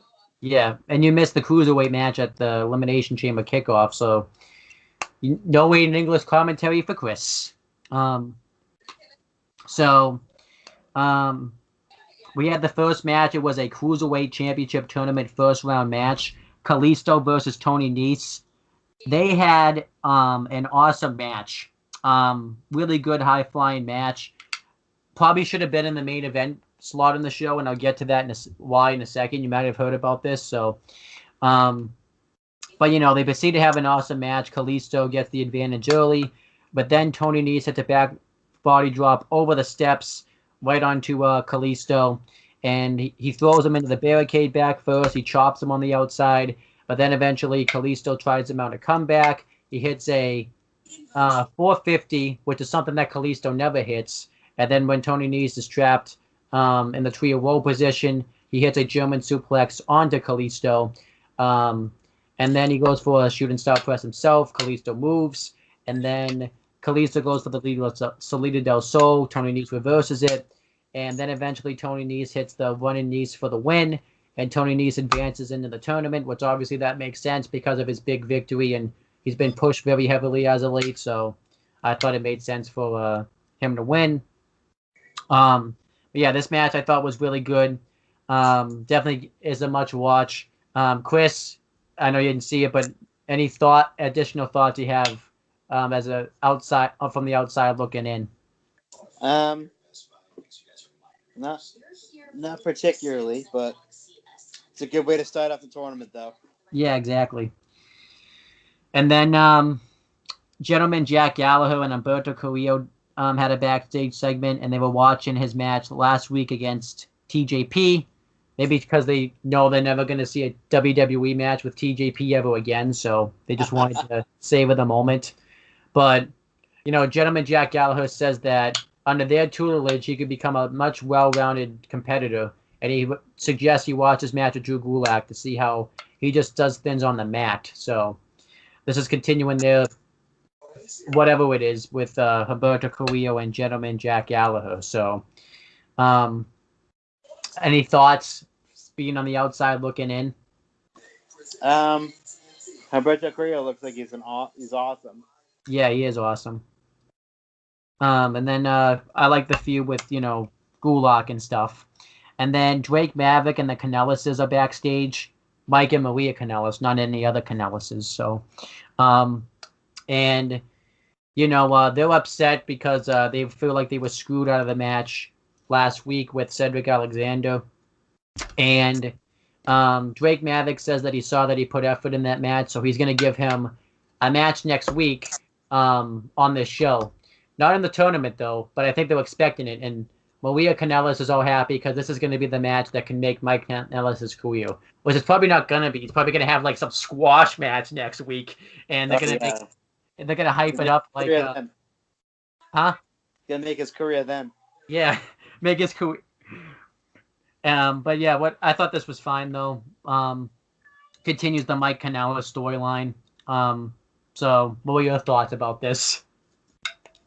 It's Monday night main event, 205 Live Mike. What else can I say? Yeah, I mean you love Monday Night Mike, so. Then we had the main event of 205 Live, Drew Gulak versus the Brian Kendrick in the second first round match of the Cruiserweight Championship tournament. This I thought was a good technical match. The fans didn't agree though, because you would imagine that the fans were chanting "This is boring" and stuff. You might have heard about this, but maybe you didn't. I think the fans were probably bored because this is they were sitting through like a 2-hour SmackDown prior to this, so they were probably like, okay, we need to see some high flying action. 3 hours of television at this point. Yeah. So what I would have suggested was probably moving this match to the opening match of the show and putting Kalisto and Tony Nese at the end of the show. Yeah. Because it's really not Gulak and Kendrick's fault. Because if this match had been placed probably on like NXT, this match probably would have been so much better. But they had like a nice ground-based technical match. Gulak hit this German suplex that I thought broke the Brian Kendrick's neck, but I guess he was fine because he still continued wrestling, and we haven't heard any reports that he's broken his neck, so that's on. So that's good.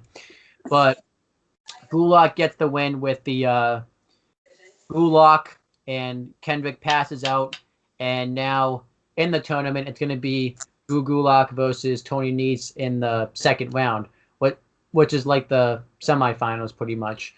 Which that's very significant because last year in the tournament, Gulak eliminated Tony Nese from the tournament, so there's a lot of storyline to go here. And obviously, too, they were kind of a tag team, prior to last year, so they have a lot of history in that match. And then they announced, what are your thoughts on this Gulak Kendrick match? Does this sound intriguing to you or nah? No. Okay. Hey, at least you're being honest. So That should have been the opener, like you said. Huh? That should have been the opener, like you said. Yeah.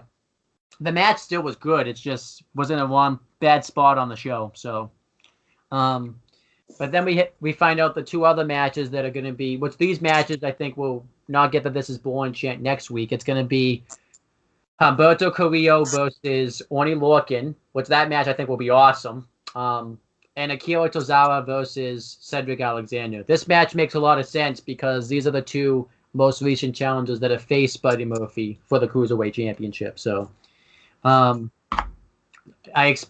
any predictions of who you think's going to win those two matches?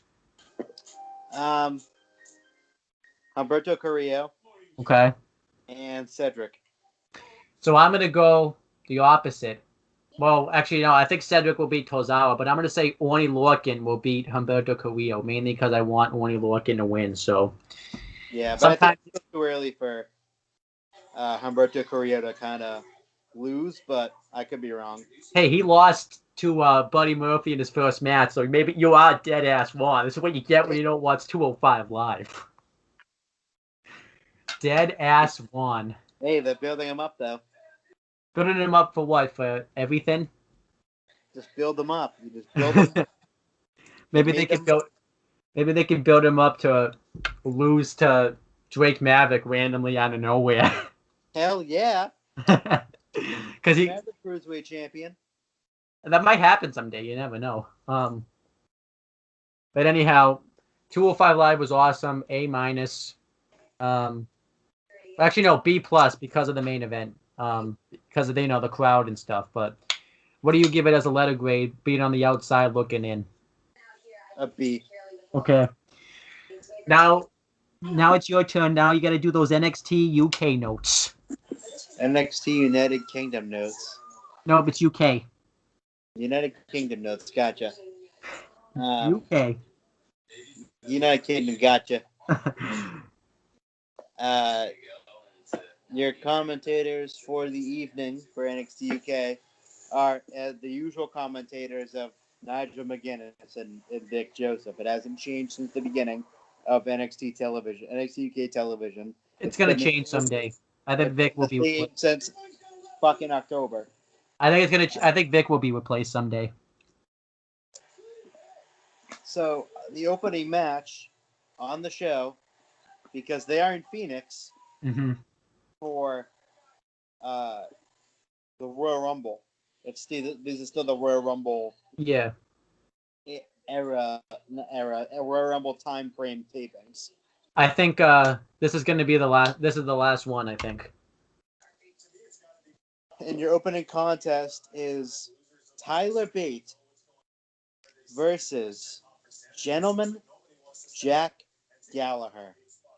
Oh my God. This match was amazing. Yes. From beginning to end.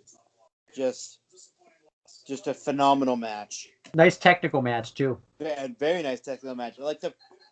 I love the spot with Tyler when he's kind of like in a headstand position. Yeah. And then he goes, and then he just like pops up out of it. Yeah. That's like one of my favorites. Like I love that spot. I liked him, Jack Gallagher, like working over the knee, and it tied into the story because when Gallagher went for his airplane spin, he couldn't do like the full move because of his knee. And I obviously too loved You're probably gonna talk. Actually, I'll let you cover that. You think you know where I'm going with what else I loved? I don't. The double roll ups when they both kept exchanging roll ups on each other. Referee had to like try to keep count of the referees counts and stuff like that too. Like when they had to just keep doing it again, again, and again. I thought that was awesome. And then Just a, Tyler Bate just gets a victory with a roll up out of nowhere. yeah, So just a roll up wins the match. yeah, Just but that made it's sense awesome. because like Gentleman Jack Gallagher was probably very dizzy after that. So wasn't like he was just beating him with a fluke roll up out of nowhere. So yeah, No, no. this match I thought was a good opening match. And then you had the at the NXT UK Performance Center. You had a simulated match going on with Travis Banks on the apron. Uh, Jordan Devlin comes out from nowhere, Yep. start just fighting with each other while the wrestlers and the trainers try to pull them Yeah. apart.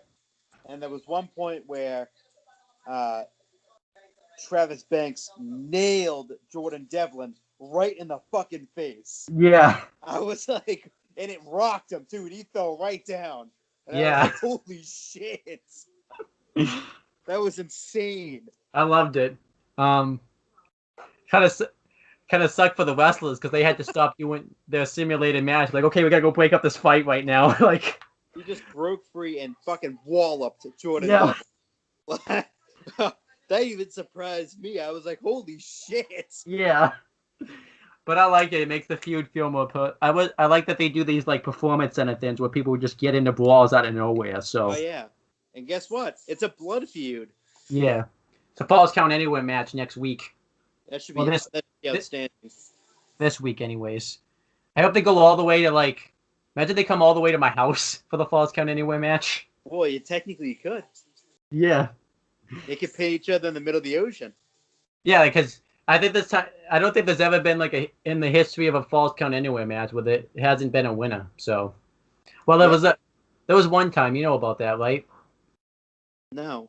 Bam Bam Bigelow wrestled Brian Knobbs and Bam Bam Bigelow was counted out a Falls Count Anywhere. You have to did know not about. know that. Go look up Blind and Vinny rant about it. It's really funny. I have to now. Yeah, because how can you get counted out of like anywhere? Like, I didn't know you could get a count out and a no count out match. no, I count out in a Falls Count Anywhere match.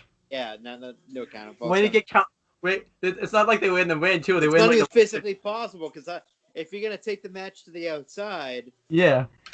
the match has to end within 10 seconds. No, can I tell you where he got counted out from? He got counted out of a loading dock. I'm not making this stuff up. You have to send me that video. I will, yeah. So maybe next week Jordan Devlin will get Travis Banks will get counted out of a Falls Count Anywhere match.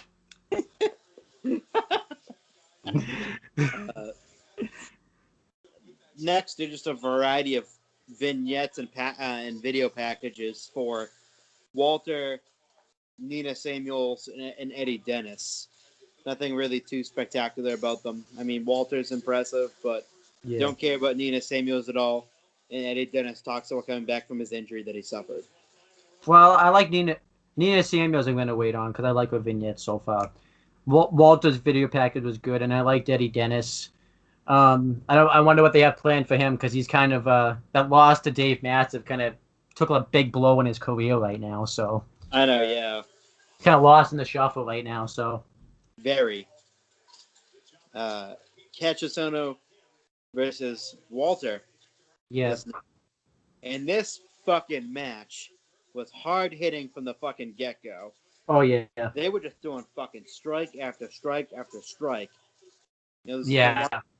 And there was one point where Walter on the outside picked up Cassius Ohno and hit him with like a throwing. He threw him onto the apron. Yeah. Like a suplex kind of a variant.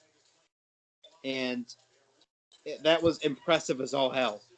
Picking up someone who is probably larger than he is at this Yeah, point. exactly.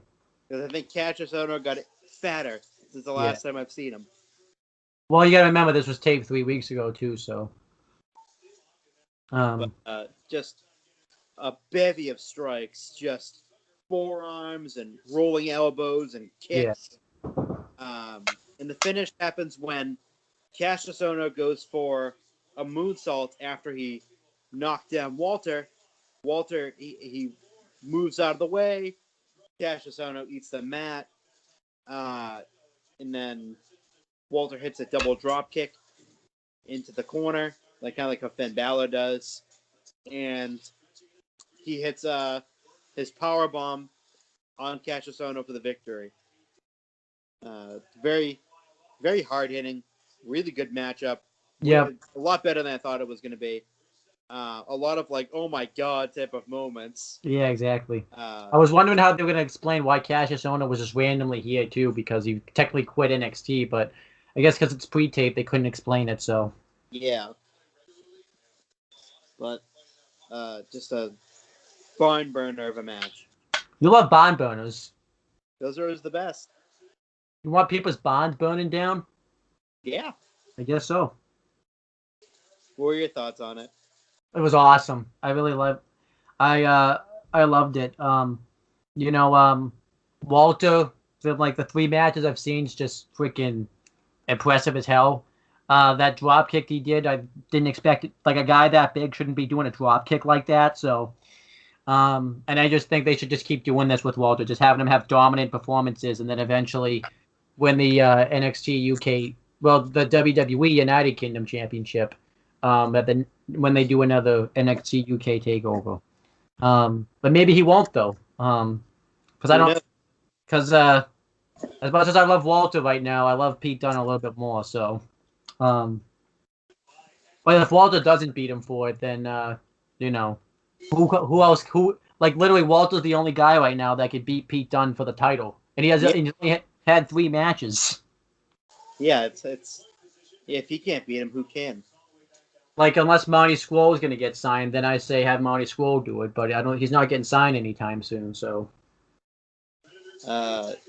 Ligero cuts a promo. I forget what this one's about actually, but so he talks about Joseph Connors saying that the reason he lost to him was because Joseph Connors was too focused on trying to take down all the toys. So he's going to prove to Joseph Connors that it's not a fluke and face him next week. That match I think will be really good. They had a pretty good match the first match.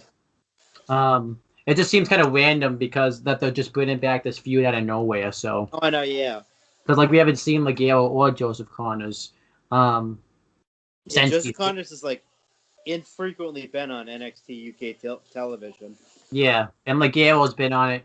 I think because they weren't invited to do the tapings. These set of tapings. So I don't know how they did this. If they tape. Obviously, they're taping, because obviously next week they're not going to be in Phoenix anymore. So I don't know where the next set of tapings are set to take place. So Coventry, England. Okay, so they could be taping right now as we speak. Maybe Ligero, right now, at my house right now, Travis Banks and Jordan Devlin could be having a fight right now. So a fight breaking out because it's a Falls Count Anywhere match. Maybe the falls will count, and they'll count anywhere. Maybe Travis Banks will get counted out next week. Who knows? He could.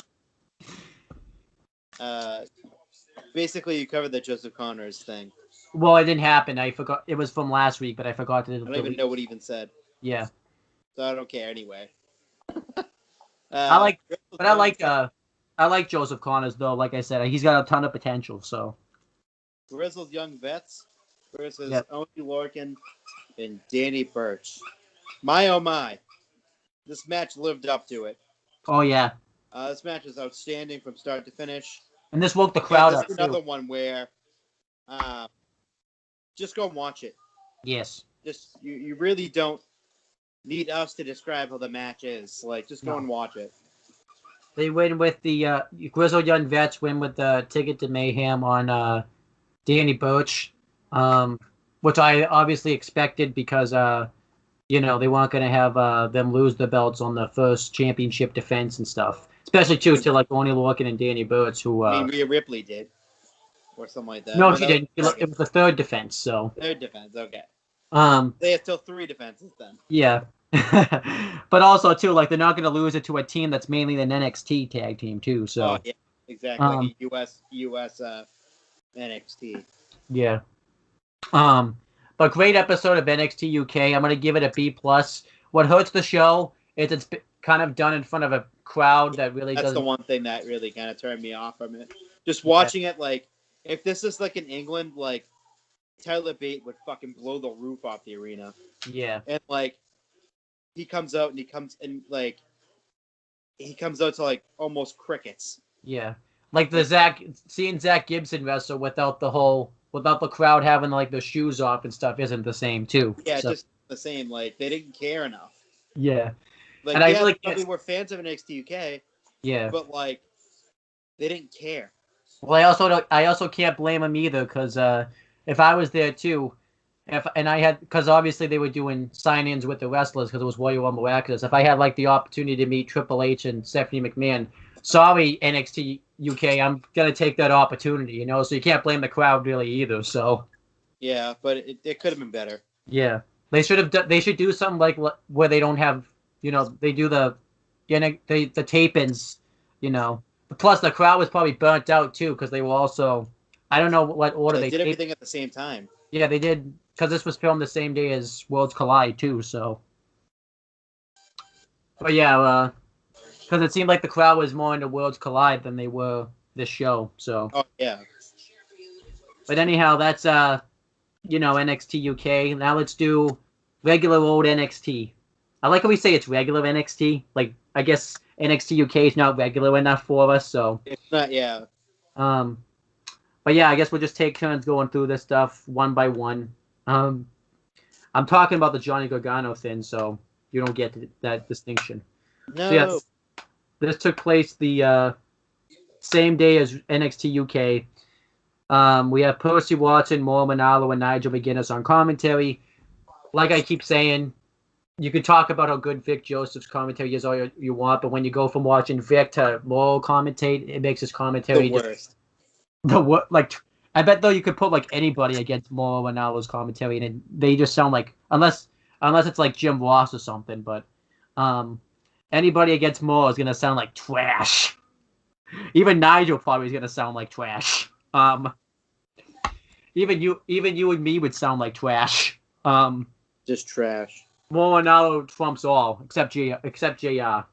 Maybe you could say Joey Styles, but I bet he even trumps Joey Styles. You never know.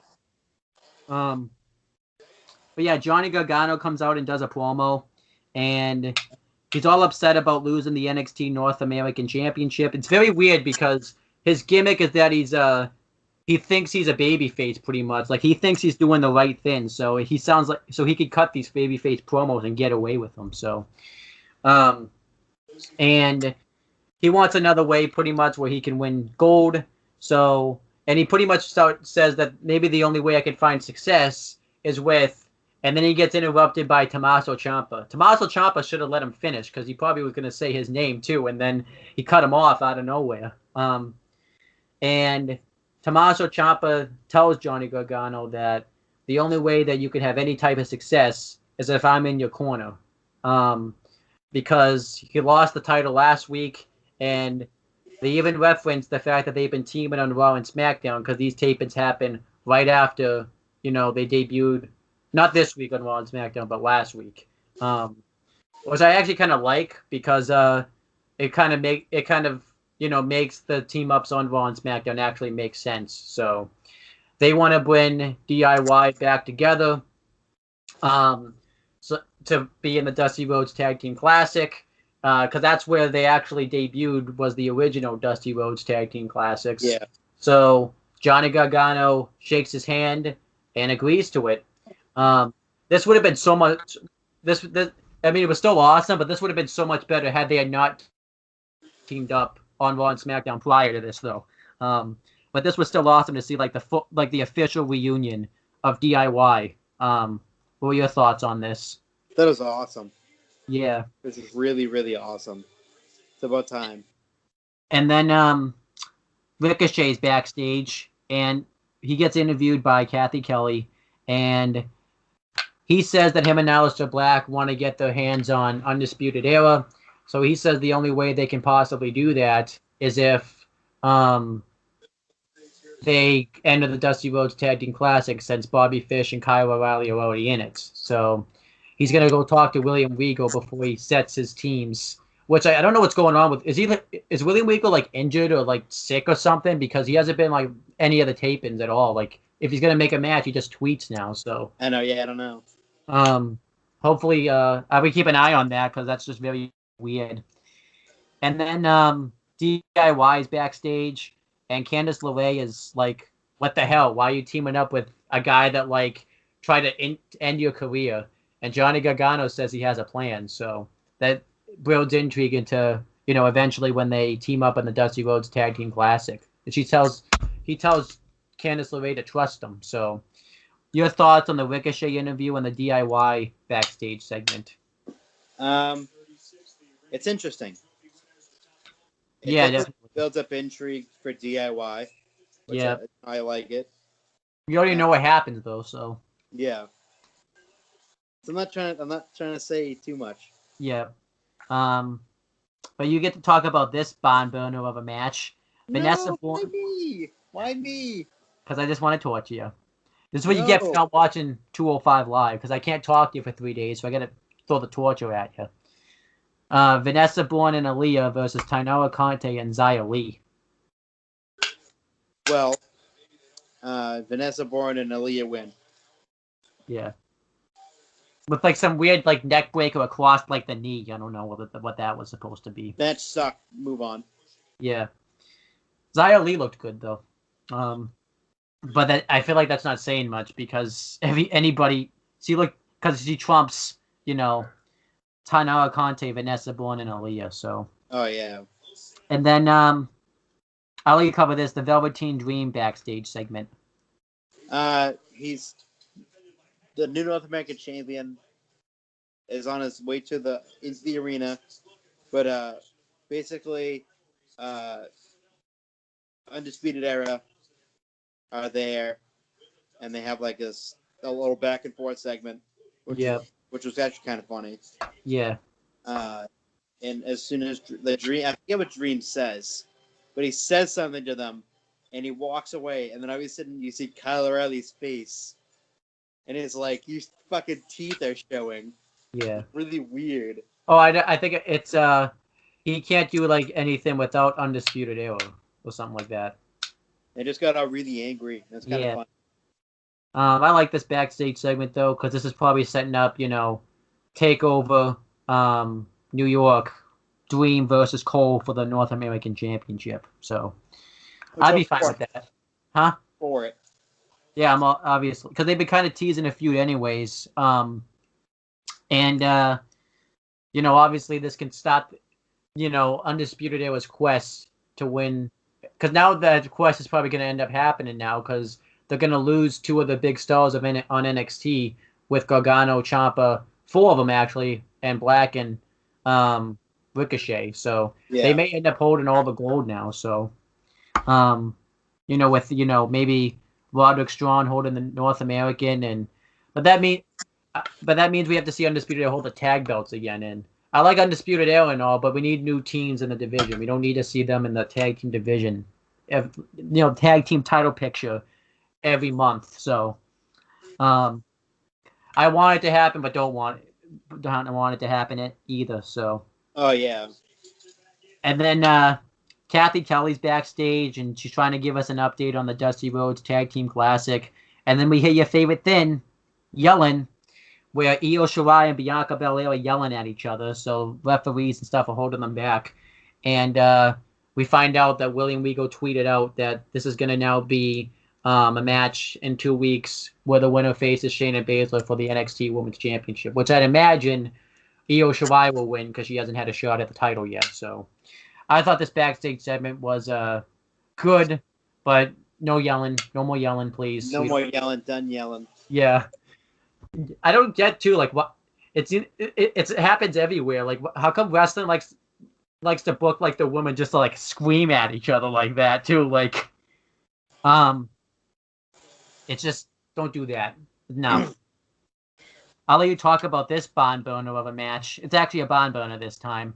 Dominic Dijakovic versus Keith Lee. I can't, like, it's incredible. Yeah. Oh, this is just amazing. Just a lot of athleticism from the get go. Yep. Uh, uh, I don't remember. I remember only one of the spots for some reason, but Yeah. Dijakovic goes for a monkey flip, and he flips like Keith Lee, but Keith lands on his feet. Yep. Like, that's fucking 330 fucking pounds right there. Yeah. Like, and he's like moving this. around like a fucking cruiserweight. Yeah. Crazy. Just this match is just absolutely nuts. Yeah.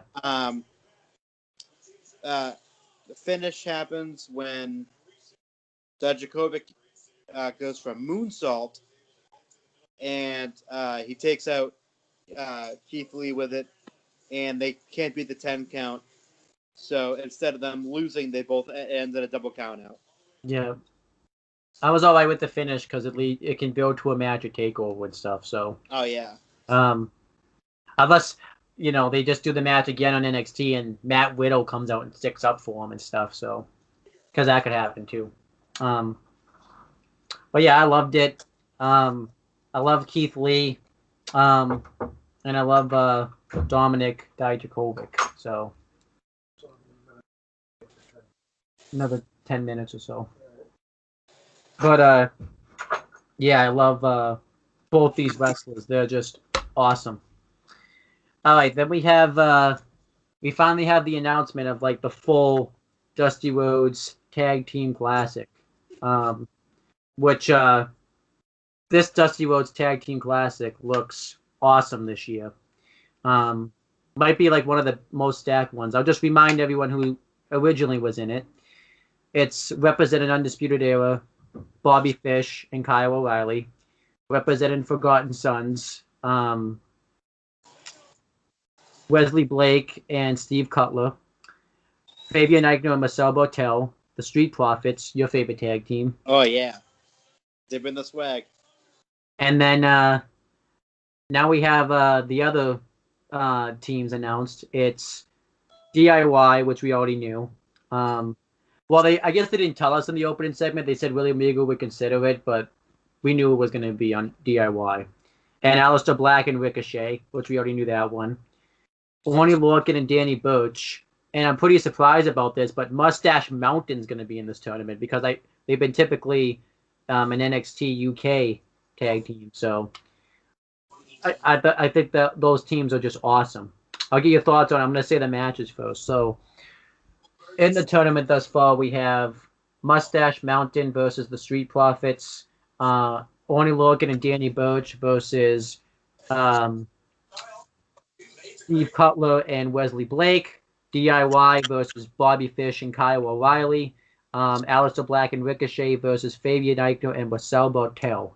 So thoughts on this tournament bracket and stuff? Awesome. I can't wait. What match are you looking forward to the most?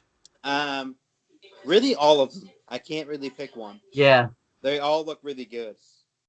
I'll ask you predict. I agree with you. I'll do my predictions first for like each match.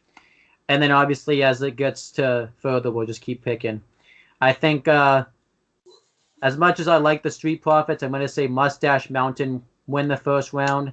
And Oney Lorcan and Danny Burch win their first round. This probably isn't going to happen, but I want to see those teams go at it because we were supposed to see it last year and we were robbed of it because of Tyler Bates' injury. And this Undisputed Era will advance by Johnny Gargano beating the crap out of Tommaso Ciampa. And then Aleister Black and Ricochet advance. And then if it's Undisputed Era versus Aleister Black and Ricochet, I'll say Undisputed Era advance and Mustache Mountain advance. And the finals is Mustache Mountain versus Undisputed Era, with Undisputed Era winning because I think they're going to have one more match with the War Raiders. So What about Yeah. you? Your predictions for these brackets? Um, I'll just ask you because you won't have it in front of you. Mustache Mountain versus the Street Profits. Mustache Mountain. I can't. I hate that so much. Yeah. But Only Lorcan and Few Danny. Profits I want to win, but Mustache Mountain is yeah. Yeah. Only Lorcan and Danny Burch versus Steve Cutler and Wesley Blake. Lorcan and Birch all the Okay. way. And then DIY versus. Wait, you already know all these. Why am I asking you? DIY. Shit. Did I just spoil the Dusty Classics or?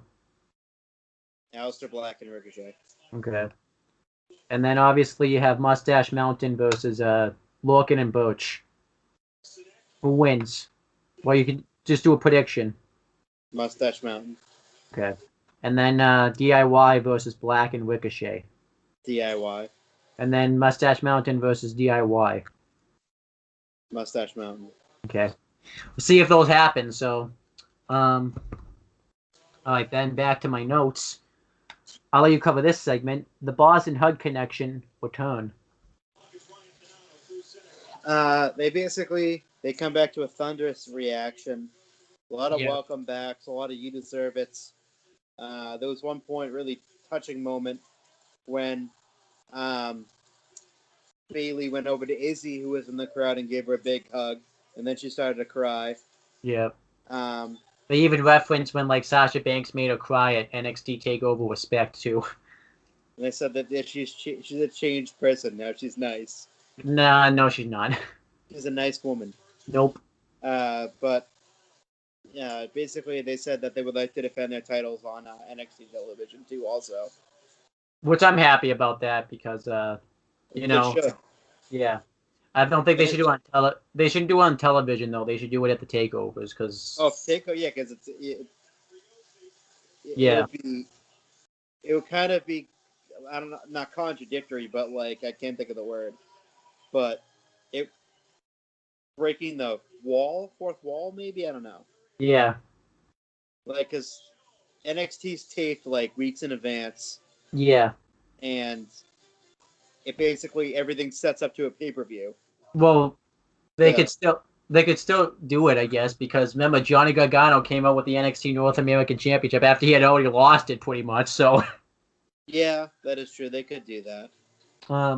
Like you pretty much had to go say, "Hey, Velveteen Dream, can I borrow this championship real quick, just for a week?" Just for one singular week. Yeah. All right, then we had the main event, not a main event, but the main event of NXT. Mia Yim versus Shayna Baszler. I thought this match was really good. Mia Yim picks apart Shayna Baszler in the beginning by taking apart her hand. She's trying to be Pete Dunne and Randy Orton by having finger fetishes, but it doesn't work. So then Shayna Baszler throws her foot first into the steps, and since she had like a broken foot at one point, she targets the foot of Mia Yim by stomping on it and just really picks it apart. But then eventually Mia Yim gets the advantage, but then she gets Shayna Baszler to hit a running knee in the face, and Shayna Baszler, being an idiot, goes to do it, knowing that she should have known that Mia Yim was gonna duck that running knee. Like, why would you still go for it if she's asking you to do it? You don't do that type of crap. Like, hey Chris, I'm gonna ask you to punch me in the face, and don't expect me to duck, okay? Okay. There will be like that Friends scene where Ross goes to punch Joey and he ducks, which that was just really stupid. And then she tries to beat her with a roll up, but it doesn't work. And then eventually Shayna Baszler chokes her out with the Corkia clutch. It's called something else because it's her doing it. And then that was the end of the show. I like that Shayna Baszler won clean because she hasn't looked very strong the past few weeks because of the, she's got green, other horsewoman, not literally green, just, green figuratively. But yeah, that was the end of the show. I thought the main event was a really good match. There was no, I don't think anybody in the world, maybe except for Chris, expected Mia Yim to win this match, but I really liked it. What were your thoughts on this match? I think I already know what you're gonna say, so I shouldn't even bother asking you. Yeah. I'm gonna do it. Yeah. And then what's your letter grade for NXT? I give it an A minus. Yeah, same thing. Yeah. The Awesome. DIY thing definitely was awesome. Yeah. And then that's the end of the show actually because we have nothing left to talk about. So isn't that great? We got nothing left to talk about. So we still went over 2 hours though. So I guess we have to accept it. We're just gonna go 2 hours no matter what. So this is 2 hours out of your life, Chris, every week. So you better get used to it. 2 hours out of your life. Ooh. What do you want me to do about it? I don't know. Everything. Well, we can make the show 5 seconds. Just come on here, say hi, and then leave. Yeah. And anyhow, we're gonna end off the show because I think I'm losing my voice because I've done Lucha Underground reviews all day prior to this. So, do you have anything you want to plug or promote? Retro Wrestling Review Series Tuesday at 2 p.m. So be on the lookout for that. Yeah. Doing WrestleMania 28. Yep. Followed up by my pick of NXT Takeover Brooklyn, and followed up by Owen's pick of the aftermath of WrestleMania 28, which is April 2nd. Because I know that because they Those told are the me next three retros that we're doing. Yep. So you better be there, or you better watch the video. Hey, I'm here. I was talking to the James fans. is not here. I was talking to the fans. I'm here, but guess who isn't here? James. What happens to James now that he's not here? Well, I didn't really expect him to be here though. I was counting on you to watch 205 live. So, I'll tell you what though, if James. Oh, he's fired. Yeah, that's right. I forgot. He's fired now. So fired. You're gonna send that out in the chat then that he's fired. But yeah, this is gonna be the last time I talk to you until Thursday or Wednesday? Tuesday. Well, no, because it's 3 days. I said. How are we gonna do the retro? We'll figure it out. Well, so we just say screw it. Just not. Should I still talk to you? Yes. But I'll be a liar. I'll be a liar then. You want me to be a liar? Okay, you're a liar. Okay. You can't do the retro Tuesday. You can't talk to me for 3 days. Well, we can work around that. But what if we're the only ones on the show? Well, James has to be on though because it's his pick. He might say he can't show up again. Well, then we can't do the retro because we can't do it until James can. What if he can never do it? Then we're stuck on WrestleMania 28 until further notice. That would suck. So James might ruin our weekly retro wrestling review content now. So yeah.